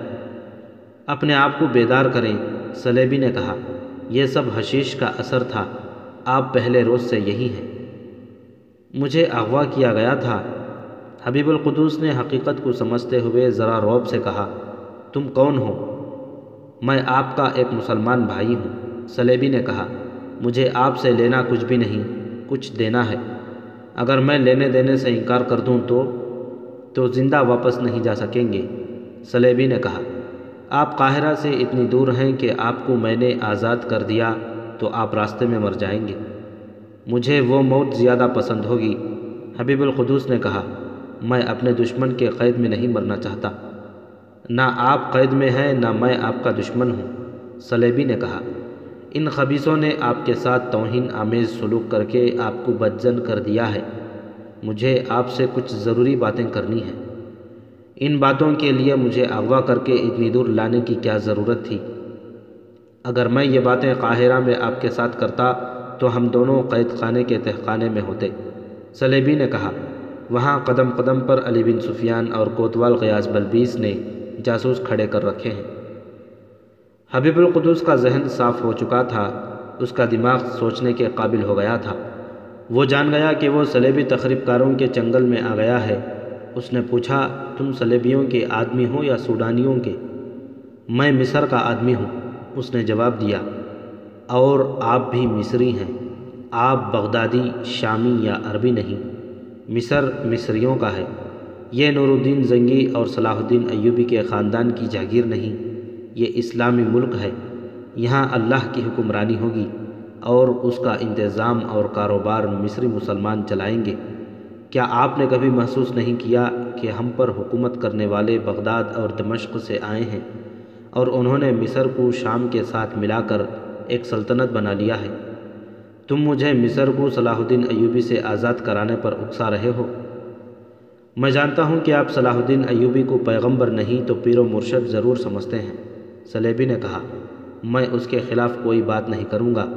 ایوبی میں بہت سی خوبیاں ہیں، میں بھی اسے اتنا ہی پسند کرتا ہوں جتنا آپ کرتے ہیں، مگر ہمیں یہ سوچنا چاہیے کہ وہ کب تک زندہ رہے گا۔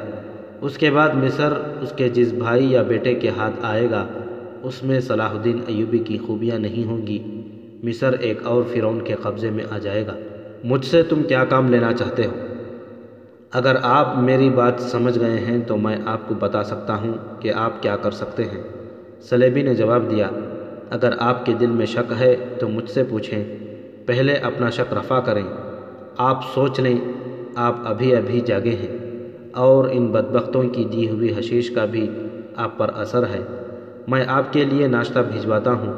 اتنے دنوں آپ کو کسی نے نہانے نہیں دیا، میں آپ کو ایک چشمے پر لے چلوں گا۔ وہ اٹھا اور باہر نکل گیا۔ تھوڑی دیر بعد ایک اور آدمی آیا، اس نے کہا، میرے ساتھ چلیں، ناشتے سے پہلے نہا لیں۔ کھنڈر سے اسے کسی ایسے راستے سے نکالا گیا جو پہاڑیوں میں چلا گیا تھا۔ کچھ آگے ایک چشمہ تھا جس کا شفاف پانی چھوٹے سے قدرتی تالاب میں جمع ہو رہا تھا۔ وہ پہاڑیوں سے گھوم کر چشمے کی طرف گئے تو وہاں دو لڑکیاں بالکل ننگی نہا رہی تھیں اور ایک دوسری پر ہاتھ سے پانی پھینک رہی تھیں۔ حبیب القدوس رک گیا اور اس نے منہ دوسری طرف پھیر لیا۔ لڑکیاں چیختی بھاگ اٹھیں۔ اس ویرانے میں ایسی حسین اور برہنہ لڑکیاں جن اور چڑیلیں لگتی تھیں۔ حبیب القدوس نے ادھر ادھر دیکھا، ہر طرف پہاڑیاں تھیں۔ اس نے پیچھے دیکھا، کھنڈر ایک پہاڑی کے پیچھے آ گیا تھا۔ اس کے ساتھ جو آدمی آیا تھا وہ اس کے آگے آگے جا رہا تھا۔ حبیب القدوس نے لپک کر ایک بازو اس کی گردن کے گرد لپیٹ دیا اور بازو کا شکنجہ تنگ کر کے اس نے دوسرے ہاتھ سے اس کے پیٹ میں پوری طاقت سے 3-4 گھونسے مارے۔ یہ آدمی دم گھٹنے سے مر گیا۔ حبیب القدوس نے اسے گھسیٹ کر ایک گھنی جھاڑی کے پیچھے پھینک دیا اور خود بھاگ اٹھا۔ اس نے ایک پہاڑی میں سے راستہ دیکھ لیا تھا۔ وہاں پہنچا تو ایک آدمی برچھی تانے کھڑا تھا۔ اس نے اتنا ہی کہا، واپس۔ وہ نہتا تھا، سر جھکا کر پیچھے کو مڑا۔ چند قدم ہی چلا ہوگا کہ سلیبی اس کے سامنے آ کھڑا ہوا۔ وہ مسکرا رہا تھا۔ میں آپ کو دانشمند سمجھتا ہوں، سلیبی نے کہا۔ آپ اس علاقے سے نکل نہیں سکتے۔ احمق نہ بنیں، نہا لیں، پھر ساتھ آئیں۔ وہ جھیل سے نہا کر نکلا اور کپڑے پہنے۔ سلیبی اسے اپنے ساتھ لے آیا۔ راستے میں اس نے سلیبی سے پوچھا، یہ لڑکیاں تمہارے ساتھ ہیں؟ اس ویرانے میں ایسی رونق ساتھ رکھنا ضروری ہے۔ سلیبی نے کہا، کیا آپ کی 3 بیویاں نہیں؟ اگر آپ کو ان کے ساتھ دلچسپی نہیں تو صحیح، اگر آپ تنہائی یا گھبراہٹ محسوس کریں تو ان لڑکیوں میں سے کسی کو بھی اپنے ساتھ رکھ سکتے ہیں۔ اتنے میں ایک لڑکی ناشتہ لے کر آئی۔ حبیب القدوس اسے دیکھتا ہی رہا۔ لڑکی اس کے پاس بیٹھ گئی اور سلیبی باہر نکل گیا۔ لڑکی نے باتوں اور اداؤں سے اس پر طلسم طاری کر دیا۔ بہت دیر بعد جب سلیبی واپس آیا اور لڑکی چلی گئی تو حبیب القدوس کو افسوس سا ہوا۔ آپ آزاد مصر کے سالار اعلیٰ ہوں گے، سلیبی نے اسے کہا۔ آپ کے دستوں میں جو 3000 پیادے اور 2000 سوار ہیں وہ آپ کے مرید ہیں۔ آپ ان کی مدد سے مصر کی حکومت پر قبضہ کر سکتے ہیں۔ صلاح الدین ایوبی حملہ کرے گا تو کیا میں انہی دستوں سے مصر کو اس سے بچا لوں گا؟ سوڈانی مسلمان جو کبھی مصر کی فوج میں ہوا کرتے تھے ہمارے ساتھ ہوں گے، سلیبی نے کہا۔ صلاح الدین ایوبی کی فوج میں جو مصری ہیں ان تک ہم خبر پہنچائیں گے کہ یہ خانہ جنگی نہیں بلکہ مصری مصر کو آزاد کرانے کے لیے لڑ رہے ہیں۔ آپ اپنے دستوں سے بغاوت کرائیں، آپ کو جنگی طاقت دینا ہمارا کام ہے۔ اس آدمی نے لمبی تفصیل سے اسے اپنا پورا منصوبہ بتایا۔ حبیب القدوس اب انکار نہیں کر رہا تھا بلکہ یوں سوال کر رہا تھا جیسے وہ قائل ہو گیا ہو، میں واپس قاہرہ نہیں جاؤں گا تو بغاوت کیسے کروں گا؟ حبیب القدوس نے پوچھا، آپ واپس نہیں جائیں گے؟ سلیبی نے کہا، آپ یہیں سے اپنے قابل اعتماد ساتھیوں کو پیغام دیں گے، اس کا انتظام ہم کریں گے۔ آپ نے ہمارے ایک قیمتی آدمی کو مار ڈالا ہے، ہم آپ کو قتل کر سکتے ہیں۔ ہمارے بازو اتنے لمبے ہیں کہ آپ کے خاندان کے بچے بچے کو قتل کر سکتے ہیں۔ اگر آپ نے ہمیں دھوکہ دیا تو ہم ایسا کر کے دکھا بھی دیں گے، پھر مجھے یہاں لمبے عرصے کے لیے رہنا پڑے گا۔ حبیب القدوس نے کہا، کچھ عرصہ تو لگے گا۔ سلیبی نے جواب دیا، میری ایک ضرورت پوری کر دو۔ حبیب القدوس نے کہا، تم نے مجھے 2 لڑکیاں پیش کی ہیں، میں گناہ سے بچنا چاہتا ہوں۔ ایسا بھی ہو سکتا ہے کہ میں اتنی حسین لڑکی میں الجھ کر اپنا اصل مقصد بھول جاؤں۔ اس کے بجائے یہ انتظام کر دو کہ میری سب سے چھوٹی بیوی کو، جس کا نام زہرہ ہے، یہاں لے آؤ۔ اسے میں پیغام رسانی کے لیے بھی استعمال کر سکوں گا۔ اسے اغوا کرنا پڑے گا۔ سلیبی نے کہا، اگر اسے ہم یہ کہیں گے کہ آپ اسے بلا رہے ہیں تو وہ ہم پر اعتبار نہیں کرے گی، وہ ہمیں پکڑوا بھی سکتی ہے۔ ہم آپ کو اس کا جو نعم البدل دے رہے ہیں اسے آپ قبول کر لیں اور پیغام رسانی کے لیے اپنے کسی آدمی کا عطا پتہ دیں، پھر مجھ پر اعتماد کرو۔ حبیب القدوس نے کہا، مجھے قاہرہ پہنچا دو، میں 1 ماہ کے اندر بغاوت کرا دوں گا۔ یہ نہیں ہو سکتا۔ سلیبی نے کہا، محترم، ہم جو کچھ کر رہے ہیں وہ مصر کے مفاد میں ہے اور اس میں آپ کا بھی فائدہ ہے۔ میں یا میری تنظیم کا کوئی بھی فرد مصر کا حکمران بننے کا خواب نہیں دیکھ رہا۔ آپ سمجھنے کی کوشش کریں۔ میں سمجھ گیا ہوں، حبیب القدوس نے کہا، اور میں سوچ سمجھ کر بات کر رہا ہوں۔ میری بیوی زہرہ تک میرا پیغام پہنچاؤ کہ میرے پاس آ جائے۔ جو کام وہ کر سکتی ہے وہ کوئی اور نہیں کر سکتا۔ اس کے آنے کے بعد دیکھوں گا کہ اس منصوبے کو کس طرح کامیاب بنایا جا سکتا ہے۔ وہ ایک بھکارن تھی جس نے زہرہ کو راستے میں روک لیا تھا۔ وہ 2-3 دنوں سے دیکھ رہی تھی کہ زہرہ حبیب القدوس کے گھر سے ہر روز بعد دوپہر اپنے ماں باپ کے گھر جاتی ہے۔ بھکارن نے اس کے آگے ہاتھ پھیلا کر کہا، نائب سالار حبیب القدوس نے آپ کو بلایا ہے، یہ ان کے ہاتھ کی تحریر ہے۔ زہرہ نے کاغذ ہاتھ میں لے کر تحریر پڑھی، یہ اس کے خاوند کی ہاتھ کی تھی۔ بھکارن نے کہا، وہ جہاں کہیں بھی ہیں خود گئے ہیں، اتنے بڑے آدمی کو کوئی اٹھا کر نہیں لے جا سکتا۔ وہ صرف آپ کو چاہتے ہیں اور کہتے ہیں کہ زہرہ کے بغیر میں زندہ نہیں رہ سکتا۔ اور میں آپ کو یہ بھی بتا دوں کہ آپ نے مجھے پکڑوانے کی کوشش کی یا کوتوال کو اطلاع دی تو دونوں کو قتل کر دیا جائے گا۔ حبیب القدوس کے پاس آپ کا جانا ضروری ہے۔ میں تم پر کس طرح اعتبار کر لوں؟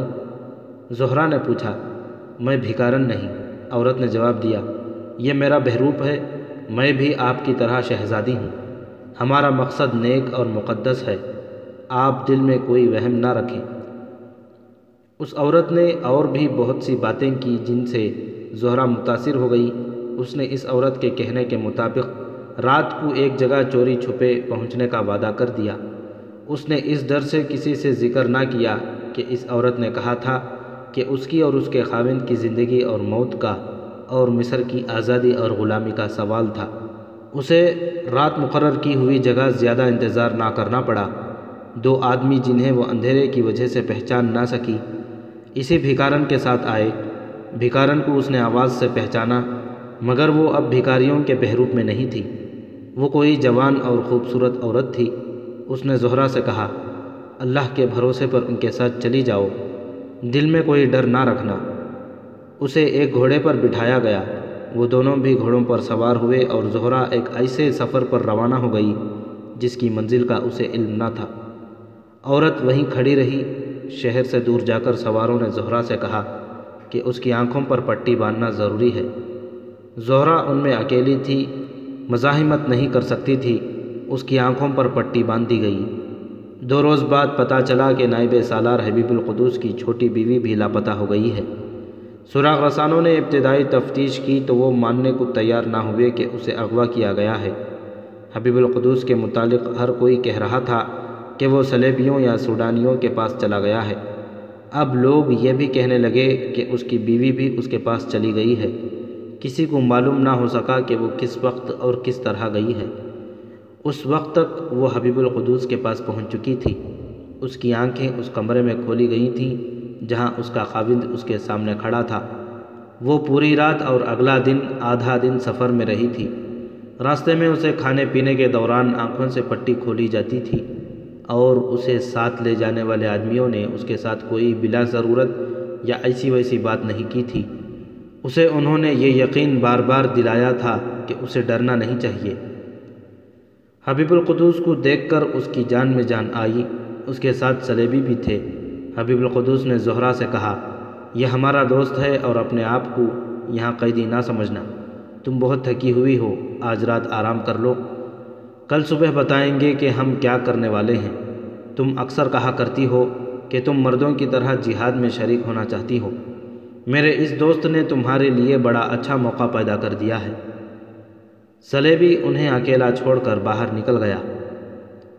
زہرہ ابھی نوجوانی کی عمر میں تھی اور اس کے حسن میں خاصی کشش تھی، جسم چھریرا اور طبیعت میں کچھ شوخی بھی تھی۔ شام سے ذرا پہلے وہ 2 لڑکیاں جنہیں حبیب القدوس نے تالاب میں نہاتے دیکھا تھا اس کے کمرے میں آئیں اور زہرہ کو بے تکلف سہیلیوں کی طرح اپنے ساتھ لے گئیں۔ یہ تھا تو ہیبت ناک کھنڈر، لیکن لڑکیاں جہاں رہتی تھیں وہ کمرہ سجا ہوا اور وہاں رنگین فانوس تھے۔ اس کمرے میں کھنڈر کا گمان نہیں ہوتا تھا۔ زہرہ تھوڑے سے وقت میں ان میں گھل مل گئی۔ ان میں سے ایک لڑکی نے اسے کہا، تمہارے ماں باپ کتنے ظالم ہیں جنہوں نے تم جیسی نوخیز کلی کو اس بوڑھے کے قدموں میں پھینک دیا ہے۔ تمہیں اس نے خریدا تو نہیں تھا؟ ہاں، زہرہ نے رنجیدہ لہجے میں کہا، اس نے مجھے خریدا تھا، میں بھاگ کر کہیں جا بھی تو نہیں سکتی تھی۔ اگر کوئی پناہ مل جائے تو بھاگ جاؤ گی؟ اگر یہ پناہ میری موجودہ زندگی سے بہتر ہوئی تو میں ضرور بھاگوں گی، زہرہ نے کہا اور پوچھا، اس نے مجھے یہاں کیوں بلایا ہے؟ تم لوگ کون ہو؟ کیا یہ مجھے بیچ رہا ہے؟ اگر تم ہمارے پاس آ جاؤ تو شہزادی بن کے رہو گی۔ ایک لڑکی نے اسے کہا، ہم تمہیں بتا دیں گے کہ ہم کون ہیں، لیکن اس سے پہلے یہ دیکھنا ہے کہ تم ہمارے ساتھ رہنے کے قابل بھی ہو یا نہیں۔ تم ہمارے ساتھ باہر جا کر ہماری طرح کپڑے اتار کر تالاب میں نہا سکو گی۔ اس حیوان سے مجھے آزاد کرا دو تو جو کہو گی کروں گی، زہرہ نے کہا۔ ایک آدمی زہرہ کو کھانے کے لیے بلانے آ گیا۔ اس نے کہا کہ نائب سالار کھانے پر انتظار کر رہے ہیں۔ زہرہ چلی گئی تو وہی صلیبی آ گیا جو حبیب القدوس کے ساتھ بات چیت کرتا رہا تھا۔ لڑکیوں نے خوشی کا اظہار کرتے ہوئے اسے بتایا، یہ لڑکی ہمارے کام کی ہے اور وہ اس بوڑھے خاوند سے سخت نفرت کرتی ہے۔ اگر تم اجازت دو تو اسے اپنے رنگ میں رنگ لیتی ہیں۔ تم نے دیکھ لیا ہے کہ یہ کتنی خوبصورت ہے، اس میں شوخی بھی ہے اور اس کا جسم سختی برداشت کر سکتا ہے۔ تربیت کی ضرورت ہے۔ لیکن میں یہ سوچ رہا ہوں کہ یہ شخص تو یہ کہتا تھا کہ اسے اپنی اس بیوی پر اعتماد ہے اور وہی پیغام رسانی کا کام کر سکتی ہے۔ سلیبی نے کہا، اگر یہ لڑکی اس شخص سے نفرت کرتی ہے تو اسے دھوکہ دے گی اور ہم سب کو پکڑوائے گی۔ اس کا مطلب یہ ہوا کہ ہمیں اس معاملے میں جلد بازی نہیں کرنی چاہیے۔ یہ آدمی ہمارے فریب میں آ گیا ہے، مجھے مصری مسلمان اور وطن پرست سمجھتا ہے، ہمارا کام کرنے کو تیار ہو گیا ہے۔ اگر یہ لڑکی اسے دھوکہ دینے کی سوچ سکتی ہے تو ہم اسے استعمال کر سکتے ہیں۔ میں اسے پرکھوں گا، تم رات کو تھوڑی دیر کے لیے اسے میرے پاس لے آنا، کسی بہانے باہر چلی جانا۔ کھانے کے کچھ دیر بعد لڑکیاں پھر اسے ہنسنے کھیلنے اور گپ شپ کے لیے لے آئیں۔ اسے پہلے سے زیادہ بے تکلف بلکہ کسی حد تک بے حیا کر لیا۔ سلیبی آ گیا اور لڑکیاں کسی بہانے باہر نکل گئیں۔ سلیبی نے زہرہ سے وہی باتیں کی جو لڑکیاں اس کے ساتھ کر چکی تھیں۔ سلیبی نے اسے اپنے معیار کے مطابق پرکھا اور اسے اپنے بازو سے پکڑ کر اپنے قریب کرنے لگا تو زہرہ نے اپنا بازو چھڑا کر کہا، میں ایسی عام اور سستی چیز نہیں کہ ذرا سے اشارے پر آپ کی گود میں گر پڑوں گی۔ سلیبی کو اس کی یہ بات پسند آئی۔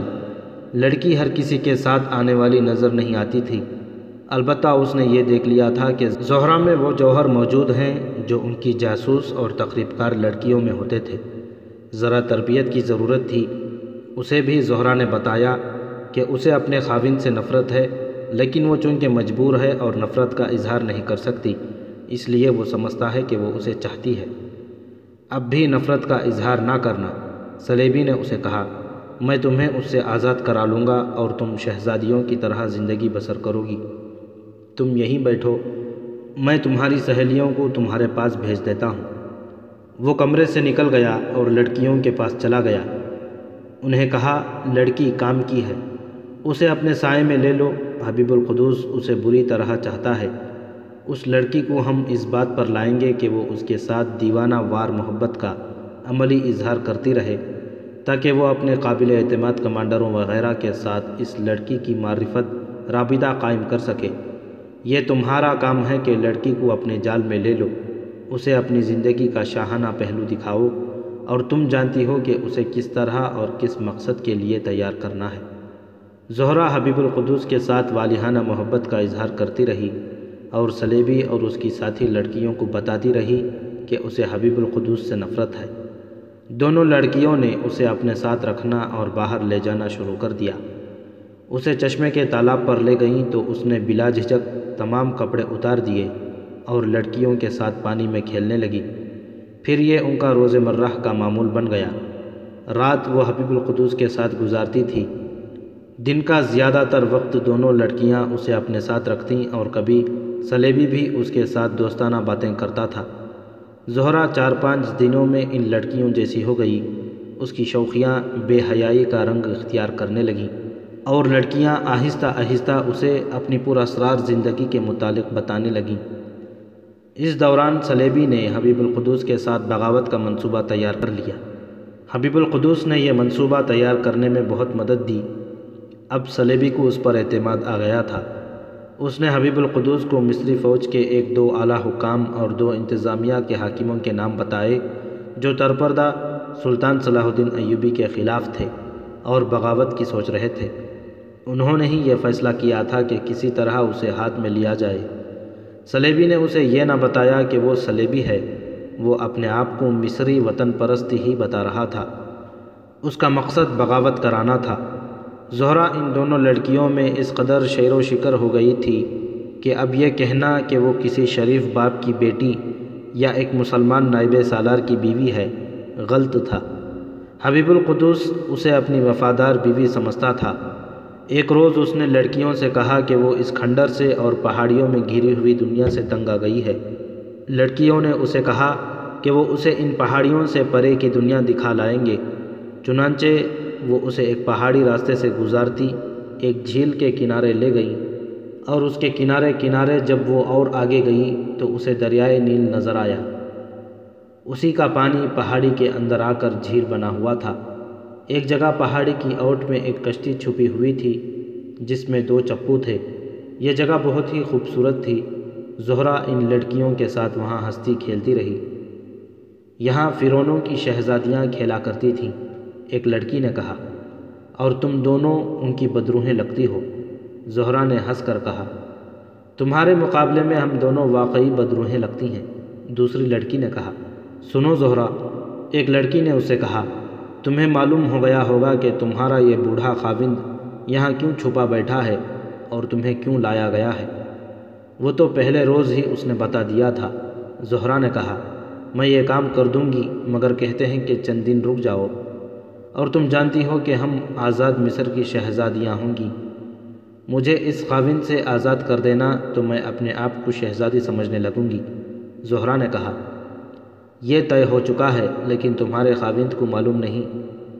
لڑکی نے کہا، کیا تم اس کام کے لیے تیار ہو جو اس سلسلے میں تمہیں کرنا ہوگا؟ وقت آئے گا تو دیکھنا۔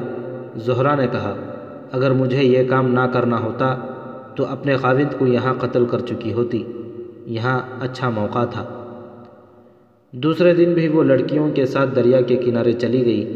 لڑکیاں اسے جس راستے دریا تک لے جاتی تھیں وہ ایسا راستہ تھا کہ وہ اکیلی جاتی تو اسے یہ راستہ کبھی نہ ملتا۔ یہ راستہ قدرتی تھا لیکن خفیہ۔ زہرہ نے انہیں ایک دو بار کہا تھا کہ کشتی پر دریا میں چلیں، لیکن لڑکیوں نے اسے روک دیا تھا۔ حبیب القدس پر بھی اب پہلے جیسی پابندی نہیں رہی تھی۔ اس نے یقین دلا دیا تھا کہ وہ آزاد مصر کا حامی ہے اور سلطان صلاح الدین ایوبی کا تختہ الٹ کر دم لے گا۔ اب اس کا یہ حال تھا کہ صلیبی اس کے ساتھ اس موضوع پر اتنی باتیں نہیں کرتا تھا جتنی وہ خود کرنے لگا تھا۔ اس شخص میں انقلاب آ گیا تھا۔ ایک دو روز بعد اس کھنڈر میں دو اور آدمی آئے۔ ان میں ایک سوڈانی تھا اور دوسرا مصری۔ انہیں حبیب القدس سے ملایا گیا۔ وہ ان دونوں کو نہیں جانتا تھا۔ ان کے پاس مصر، سوڈان اور عرب کے نقشے تھے۔ کچھ اور کاغذات بھی تھے۔ انہوں نے حبیب القدس کے ساتھ بغاوت کی حقیقی پہلو پر بڑی طویل بات کی۔ حبیب القدس نے نہ صرف دلچسپی کا اظہار کیا بلکہ انہیں ایسے مشورے دیے جو ان کے ذہن میں نہیں آئے تھے۔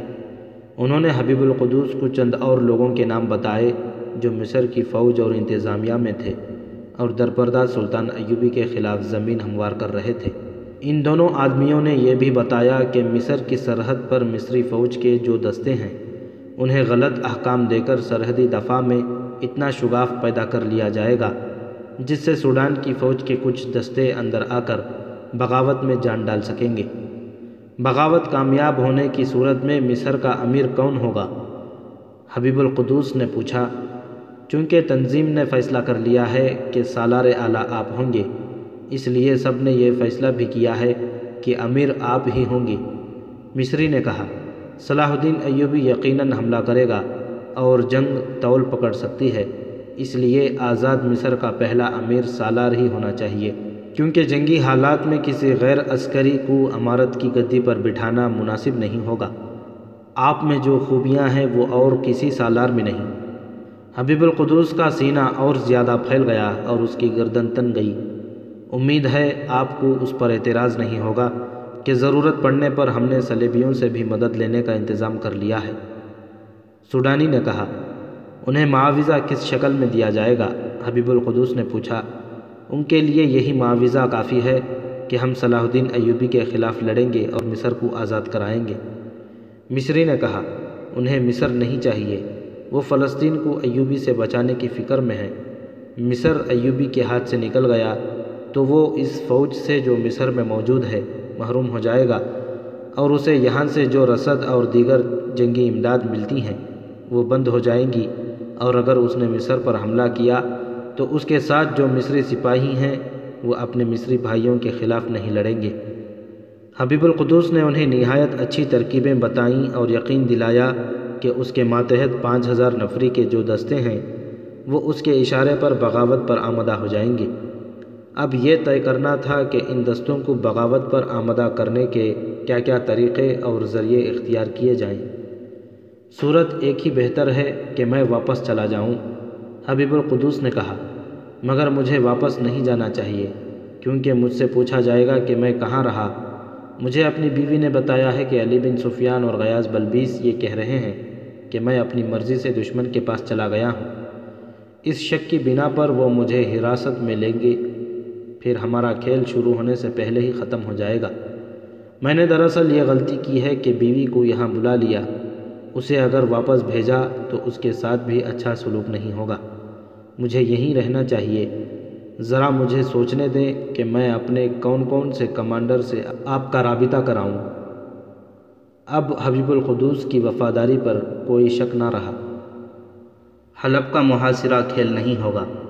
سلطان صلاح الدین ایوبی فرات کے کنارے خیمے میں بیٹھا اپنے سالاروں سے کہہ رہا تھا، تم سب کو یاد ہوگا کہ ہم نے پہلے بھی ایک بار اس شہر کو محاصرے میں لیا تھا، لیکن حلب والے ایسی بے جگری سے لڑے تھے کہ ہمیں محاصرہ اٹھانا پڑا تھا۔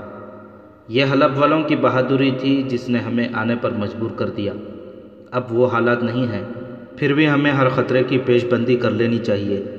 یہاں سے فوج میں جو بھرتی لی گئی ہے اس پر ابھی بھروسہ نہیں کیا جا سکتا۔ مصر سے کمک منگوانی پڑے گی۔ ہو سکتا ہے میں نائب سالار حبیب القدوس کے دستوں کو بلا لوں۔ یہ کہہ کر سلطان ایوبی خاموش ہو گیا۔ اس کے چہرے کا رنگ بدل گیا۔ اس نے دبی دبی سی آواز میں کہا، میں مان نہیں سکتا کہ حبیب القدوس مجھے دھوکہ دے گیا ہے۔ وہ آخر کہاں گیا؟ میں جب مصر سے روانہ ہونے لگا تھا تو اس نے مجھے کہا تھا کہ آپ مصر کا غم دل سے نکال دیں۔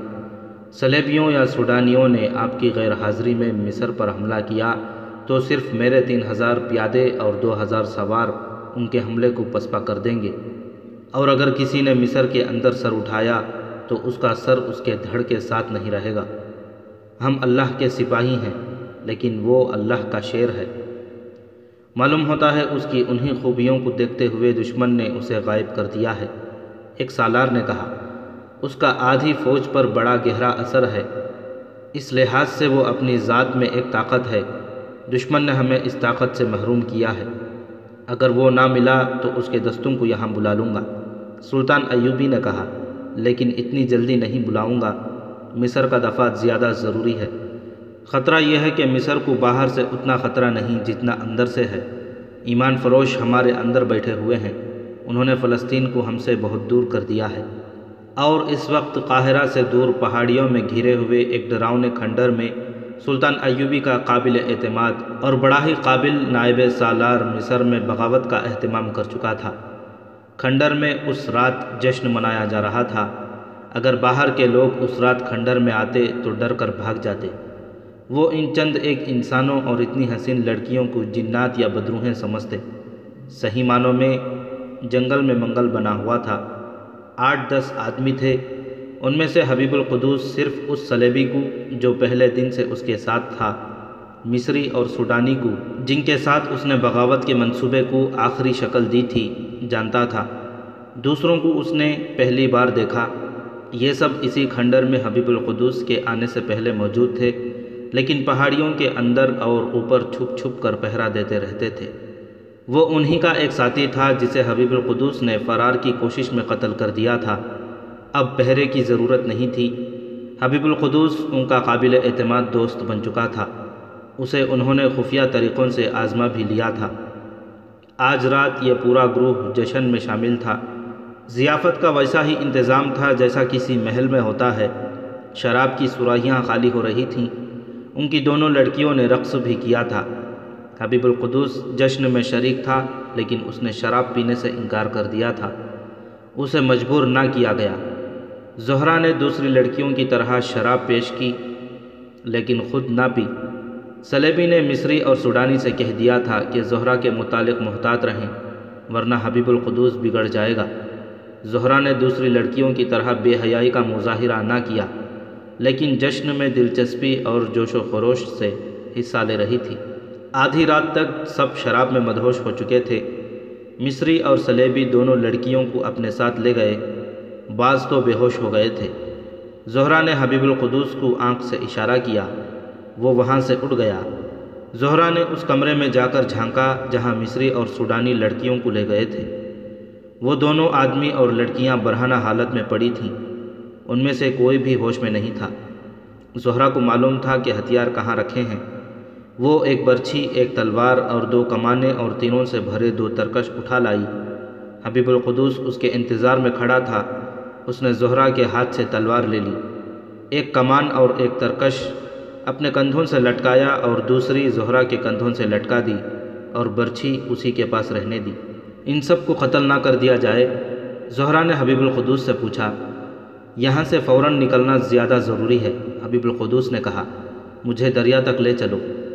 زہرہ نے دریا تک راستہ دیکھ رکھا تھا، اگر پہلے یہ راستہ نہ دیکھا ہوتا تو وہ دونوں وہاں سے کبھی نہ نکل سکتے۔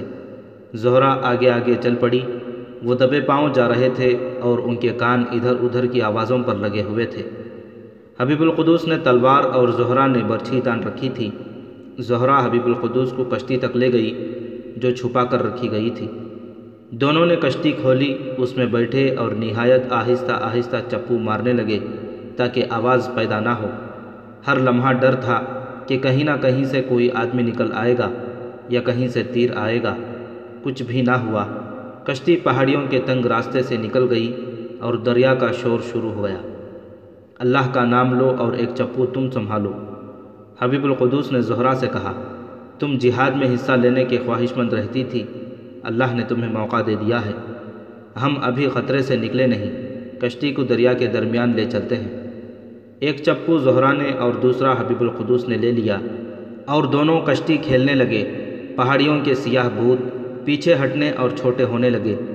ان دنوں دریائے نیل کنارے سے کنارے تک بھرا ہوا اور پورے جوبن پر تھا۔ کناروں کے ساتھ ساتھ بہاؤ پرسکون تھا، درمیان میں بہت تیز اور سرکش لہریں اٹھ رہی تھیں۔ حبیب القدوس کو وہاں تک نہیں جانا چاہیے تھا، لیکن کنارے کے ساتھ ساتھ جانا بھی پرخطر تھا۔ جو ہی کشتی تیز بہاؤ میں پہنچی، یوں لگا جیسے کسی قوت نے اسے اپنی طرف گھسیٹ لیا ہو۔ کشتی تیزی سے بہنے، اوپر اٹھنے اور گرنے لگی۔ حبیب القدوس نے زہرہ سے کہا، گھبرا نہ جانا، ہم ڈوبیں گے نہیں، میں ذرا سمت دیکھ لوں۔ آپ میری فکر نہ کریں، زہرہ نے کہا۔ ڈوب گئے تو کیا ہو جائے گا، ان کافروں کی قید سے تو نکل آئے ہیں۔ حبیب القدوس نے آنکھیں سکیڑ کر پہاڑوں کی طرف دیکھا جو اب زمین کے ابھار کی طرح نظر آ رہے تھے۔ پھر اس نے آسمان کی طرف دیکھا اور پرجوش لہجے میں بولا، میں اس جگہ کو پہچانتا ہوں، اس پہاڑی خطے کی صحرا والی طرف اپنے دستوں کو پہاڑی جنگ کی مشق کرا چکا ہوں۔ ادھر دریا والی طرف سے میں واقف نہیں تھا۔ ہم سیدھے قاہرہ جا رہے ہیں۔ نیل ہمیں بڑی تیزی سے قاہرہ لے جا رہا ہے۔ اللہ کا شکر ادا کرو زہرہ، یہ خدائی مدد ہے۔ اللہ نیتوں کو پہچانتا ہے، لیکن ہمیں قاہرہ سے پہلے ایک اور جگہ رکنا ہے۔ کچھ دور آگے دریا کا موڑ ہے، اس کے قریب ہماری فوج کی ایک چوکی ہے۔ دریائی کشت کے لیے ان کے پاس کشتیاں ہیں۔ اس چوکی کی نفری سے میں ان سب آدمیوں کو پکڑ سکوں گا، مگر وہ بیدار ہو جائیں گے۔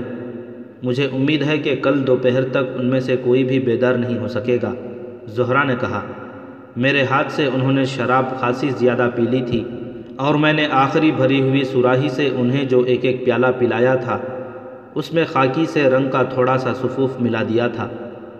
وہ کیا تھا؟ ان لڑکیوں پر میں نے جس طرح اعتماد پیدا کر لیا تھا وہ تو آپ کو ہر رات تنہائی میں بتاتی رہی ہوں، زہرہ نے کہا۔ کل کی بات ہے کہ انہوں نے حشیش دکھائی اور اس کا استعمال سمجھایا۔ پھر انہوں نے مجھے ایک ڈبیا کھول کر یہ سفوف دکھایا اور کہا کہ بعض آدمیوں کو بے ہوش کرنا ضروری ہوتا ہے۔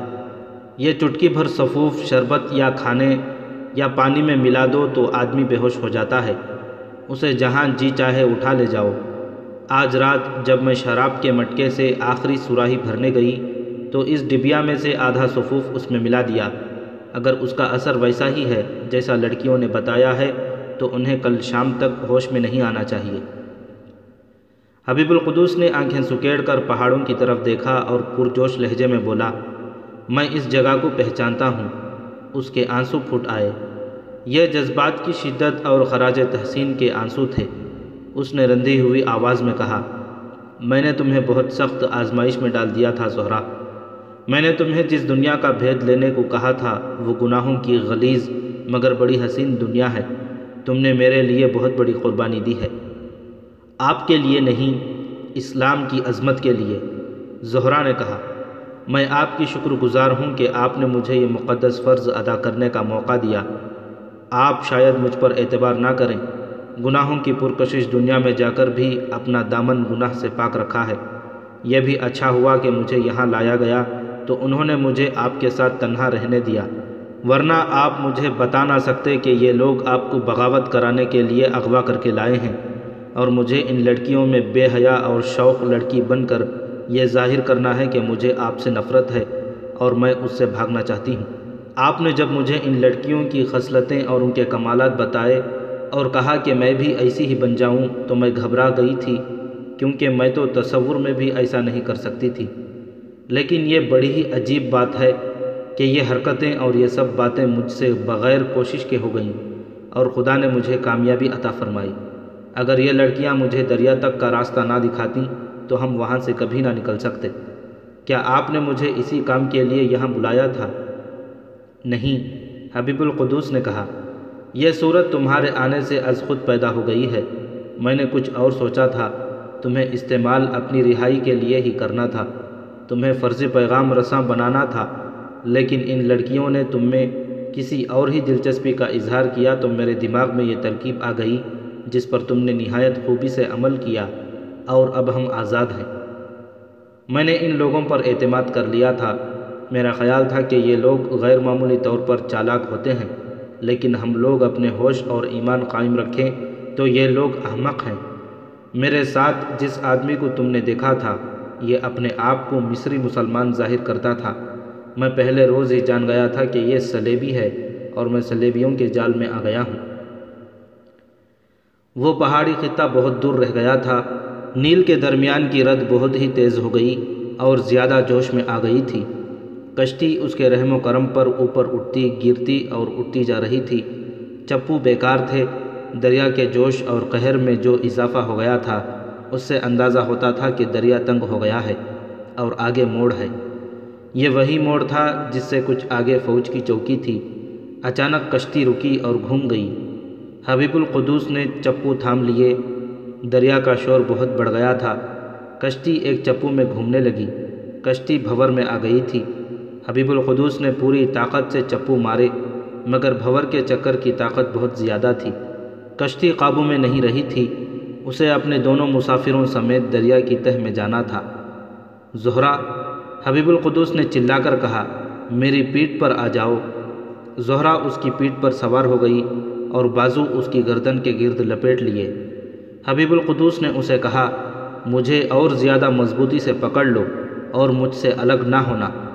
یہ کہہ کر اس نے چکر میں بھنور کے زور پر تیرتی کشتی سے دریا میں اس طرح چھلانگ لگائی کہ بھنور سے باہر پہنچ جائے۔ وہ زہرہ کے ساتھ پانی کے اندر چلا گیا اور جسم کی تمام تر قوتیں مرکوز کر کے ابھر آیا۔ وہ بھنور کی ضد سے نکل گیا، لیکن یہ موڑ تھا اور دونوں طرف چٹانیں تھیں۔ پانی سکڑ گیا تھا اور موجیں زیادہ اونچی اور غضبناک ہو گئی تھیں۔ زہرہ تیرنا نہیں جانتی تھی۔ اس نے خدا سے مدد مانگنی شروع کر دی۔ حبیب القدوس اس کے بوجھ تلے سیلابی موجوں سے لڑ رہا تھا۔ وہ اسے چٹان کے ساتھ پٹکتی تھیں اور وہ چٹان سے بچنے کے لیے ہاتھ پاؤں مارتا تھا۔ اس کی کوشش یہ تھی کہ اپنا اور زہرہ کا منہ پانی سے باہر رکھے، لیکن موجیں اسے بار بار ڈبو کر اپنے سے گزر جاتی تھیں۔ پھر موجیں اسے موڑ سے نکال لے گئیں اور دریا چوڑا ہو گیا۔ حبیب القدوس کے بازو اور ٹانگیں شل ہو چکی تھیں۔ اس نے طاقت کے آخری ذرے یکجا کیے اور اس تند رو سے نکلنے کو زور لگایا۔ اس نے محسوس کیا کہ زہرہ کی گرفت ڈھیلی ہو گئی ہے۔ اس نے زہرہ کو پکارا مگر وہ نہ بولی۔ اس کے بازو بالکل ڈھیلے ہو گئے۔ حبیب القدوس سمجھ گیا کہ زہرہ کے منہ اور ناک کے راستے پانی اندر چلا گیا ہے۔ اسے بچانا اور تیرنا بہت مشکل ہو گیا۔ اس نے ایک ہاتھ سے اسے سنبھالا اور زور لگایا تو تند رو سے نکل گیا۔ کنارہ ابھی دور تھا، اب تیرنا آسان تھا۔ اس نے مدد کے لیے چلانا شروع کر دیا۔ اس کا جسم اکڑ چکا تھا اور زہرہ گری جا رہی تھی کہ ایک کشتی اس کے قریب آئی۔ اسے آواز سنائی دی، کون ہو؟ اس نے آخری بار بازو مارے اور لپک کر کشتی کا کنارہ پکڑ لیا۔ اس نے کہا، اسے میرے اوپر سے اٹھا لو۔ زہرہ کو کشتی والوں نے اوپر گھسیٹ لیا۔ وہ بے ہوش ہو چکی تھی۔ کشتی میں اس کی فوج کے سپاہی تھے، ان کی چوکی یہی تھیں۔ وہ حبیب القدوس کی پکار پر ادھر آئے تھے۔ چوکی میں جا کر اس نے بتایا کہ وہ نائب سالار حبیب القدوس ہے۔ چوکی کے کمانڈر نے اسے پہچان لیا اور بہت حیران ہوا۔ زہرہ بے ہوش پڑی تھی۔ حبیب القدوس نے اسے پیٹ کے بل لٹا کر پیٹھ اور پہلوؤں پر اپنا وزن ڈالا تو اس کے منہ اور ناک سے بہت پانی نکلا۔ وہ ابھی ہوش میں نہیں آئی تھی۔ حبیب القدوس نے کمانڈر سے کہا کہ 2 بڑی کشتیوں میں 10-10 سپاہی سوار کرو اور پہاڑی خطے تک چلو۔ اس نے بتایا کہ پہاڑیوں کے اندر جو کھنڈر ہے اس میں 10-12 صلیبی تخریب کار بے ہوش پڑے ہیں، انہیں لانا ہے، اور ہو سکتا ہے وہاں کچھ اور آدمی پہنچ چکے ہوں۔ مجھے خشکی کی طرف اندر جانے کے راستے کا علم نہیں۔ میں ایک راستہ جانتا ہوں، کمانڈر نے کہا، خشکی سے آسان رہے گا۔ 20 گھوڑ سواروں کے آگے حبیب القدوس اور چوکی کا کمانڈر تھا۔ صبح کی روشنی ابھی دھندلی تھی جب وہ پہاڑیوں میں داخل ہو گئے۔ خاموشی کی خاطر انہوں نے گھوڑے باہر ہی رہنے دیے اور پیدل آگے گئے۔ حبیب القدوس کی جسمانی حالت کو دریا نے چوس لیا تھا، پھر بھی چلا جا رہا تھا۔ وہ اپنی بیوی کو بے ہوشی کی حالت میں چوکی میں چھوڑ آیا تھا۔ اس کے لیے زیادہ ضروری تخریب کاروں کی گرفتاری تھی۔ وہ پہاڑیوں اور چٹانوں کے درمیان بھول بھلیوں جیسے راستوں سے گزرتے گئے۔ کچھ دیر بعد انہیں کھنڈر نظر آنے لگے۔ سب سے پہلے حبیب القدوس کو صلیبی نظر آیا۔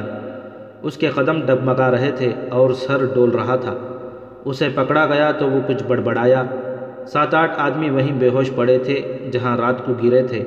کمرے میں مصری اور سوڈانی اور دونوں لڑکیاں برہنہ اور بے ہوش پڑی تھیں۔ ان سب کو سپاہیوں نے اٹھا لیا۔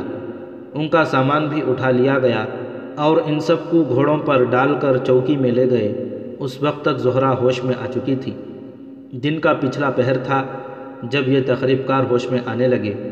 اس وقت قاہرہ کے راستے میں تھے۔ وہ گھوڑوں کے ساتھ بندھے ہوئے تھے اور 20 سپاہیوں کی حراست میں تھے۔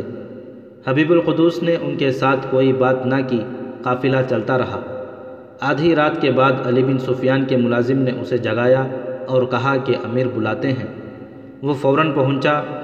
وہاں غیاث بلبیس بھی موجود تھا۔ علی بن سفیان یہ دیکھ کر حیران رہ گیا کہ حبیب القدوس بھی بیٹھا تھا۔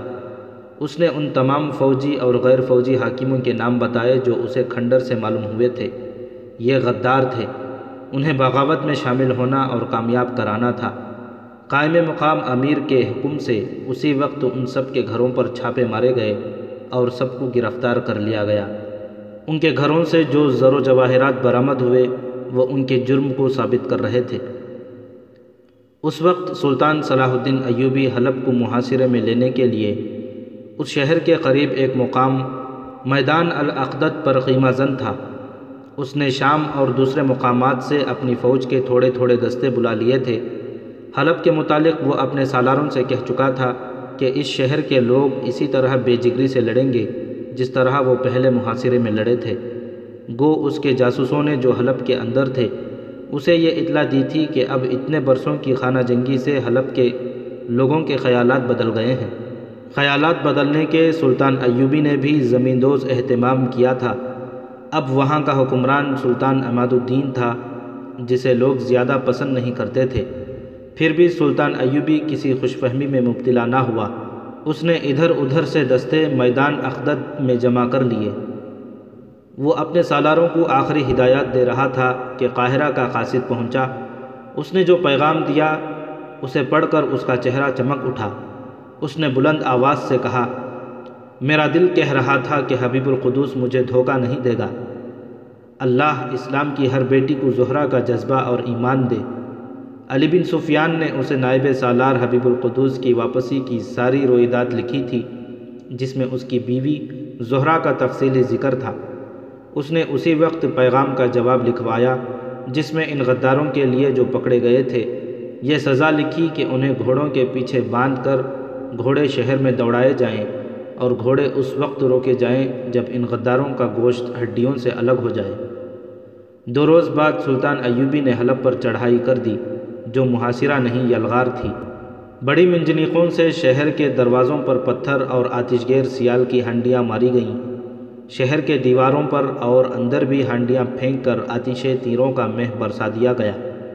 دیواریں توڑنے والے جیش دیواریں توڑنے لگے لیکن شہر والوں اور فوج کی طرف سے مزاحمت میں اتنی شدت نہیں تھی۔ قاضی بہاؤالدین شداد نے اپنی یادداشتوں میں لکھا ہے کہ حلب کے حکمران عماد الدین کے امراء وزراء اس کی خامیوں سے آگاہ تھے۔ اس نے صلیبیوں سے جنگی امداد کے علاوہ سونے کی صورت میں دولت بہت لی تھی۔ اس کے امراء وزراء کی طرف اس پر تھی۔ انہوں نے ایسے مطالبات پیش کیے کہ عماد الدین جو پہلے ہی سلطان ایوبی کی طوفانی یلغار سے خوفزدہ تھا، ان مطالبات سے گھبرا گیا۔ اس نے حلب کے قلعے دار گورنر حسام الدین کو سلطان ایوبی کے پاس اس درخواست کے ساتھ بھیجا کہ اسے موصل کا تھوڑا سا علاقہ دے دیا جائے۔ سلطان ایوبی نے اس کی یہ شرط مان لی۔ یہ خبر جب شہر کے لوگوں نے سنی تو وہ عماد الدین کے محل کے سامنے اکٹھے ہو گئے۔ عماد الدین نے اعلان کیا کہ یہ خبر صحیح ہے، وہ حلب سے دستبردار ہو کر جا رہا ہے اور لوگ اپنا کوئی نمائندہ سلطان ایوبی کے پاس بھیج کر اس کے ساتھ صلح کر لیں یا جو کارروائی وہ کرنا چاہتے ہیں کریں۔ شہر کے معززین نے عز الدین جردوق النوری اور زین الدین کو اپنی نمائندگی کے لیے سلطان ایوبی کے پاس بھیجا۔ جردوق النوری مملوک تھا۔ وہ 11 جون 1183 عیسوی 17 صفر 579 ہجری کے روز سلطان ایوبی کے پاس گئے اور اپنی تمام فوج کو شہر کے باہر بلا کر سلطان ایوبی کے حوالے کر دیا۔ فوج کے ساتھ شہر کے معززین اور امراء وزراء بھی آئے تھے۔ سلطان ایوبی نے سب کو بیش قیمت لباس پیش کیے۔ چھٹے روز جب سلطان ایوبی اس فتح سے مسرور تھا، اسے اطلاع ملی کہ اس کا بھائی تاج الملوک جو اسی جنگ میں زخمی ہو گیا تھا چل بسا ہے۔ سلطان ایوبی کی مسرت گہرے غم میں بدل گئی۔ تاج الملوک کے جنازے میں عماد الدین بھی شامل ہوا۔ اس کے بعد عماد الدین حلب سے نکل گیا۔ سلطان ایوبی نے حلب کی حکومت سنبھال لی۔ بہاؤالدین شداد کے بیان کے مطابق اس نے اپنی تمام فوج کو جو لمبے عرصے سے مسلسل لڑ رہی تھی رخصت پر گھروں کو بھیج دیا اور خود حلب کے انتظامی امور میں مصروف ہو گیا۔ اس کی منزل بیت المقدس تھی۔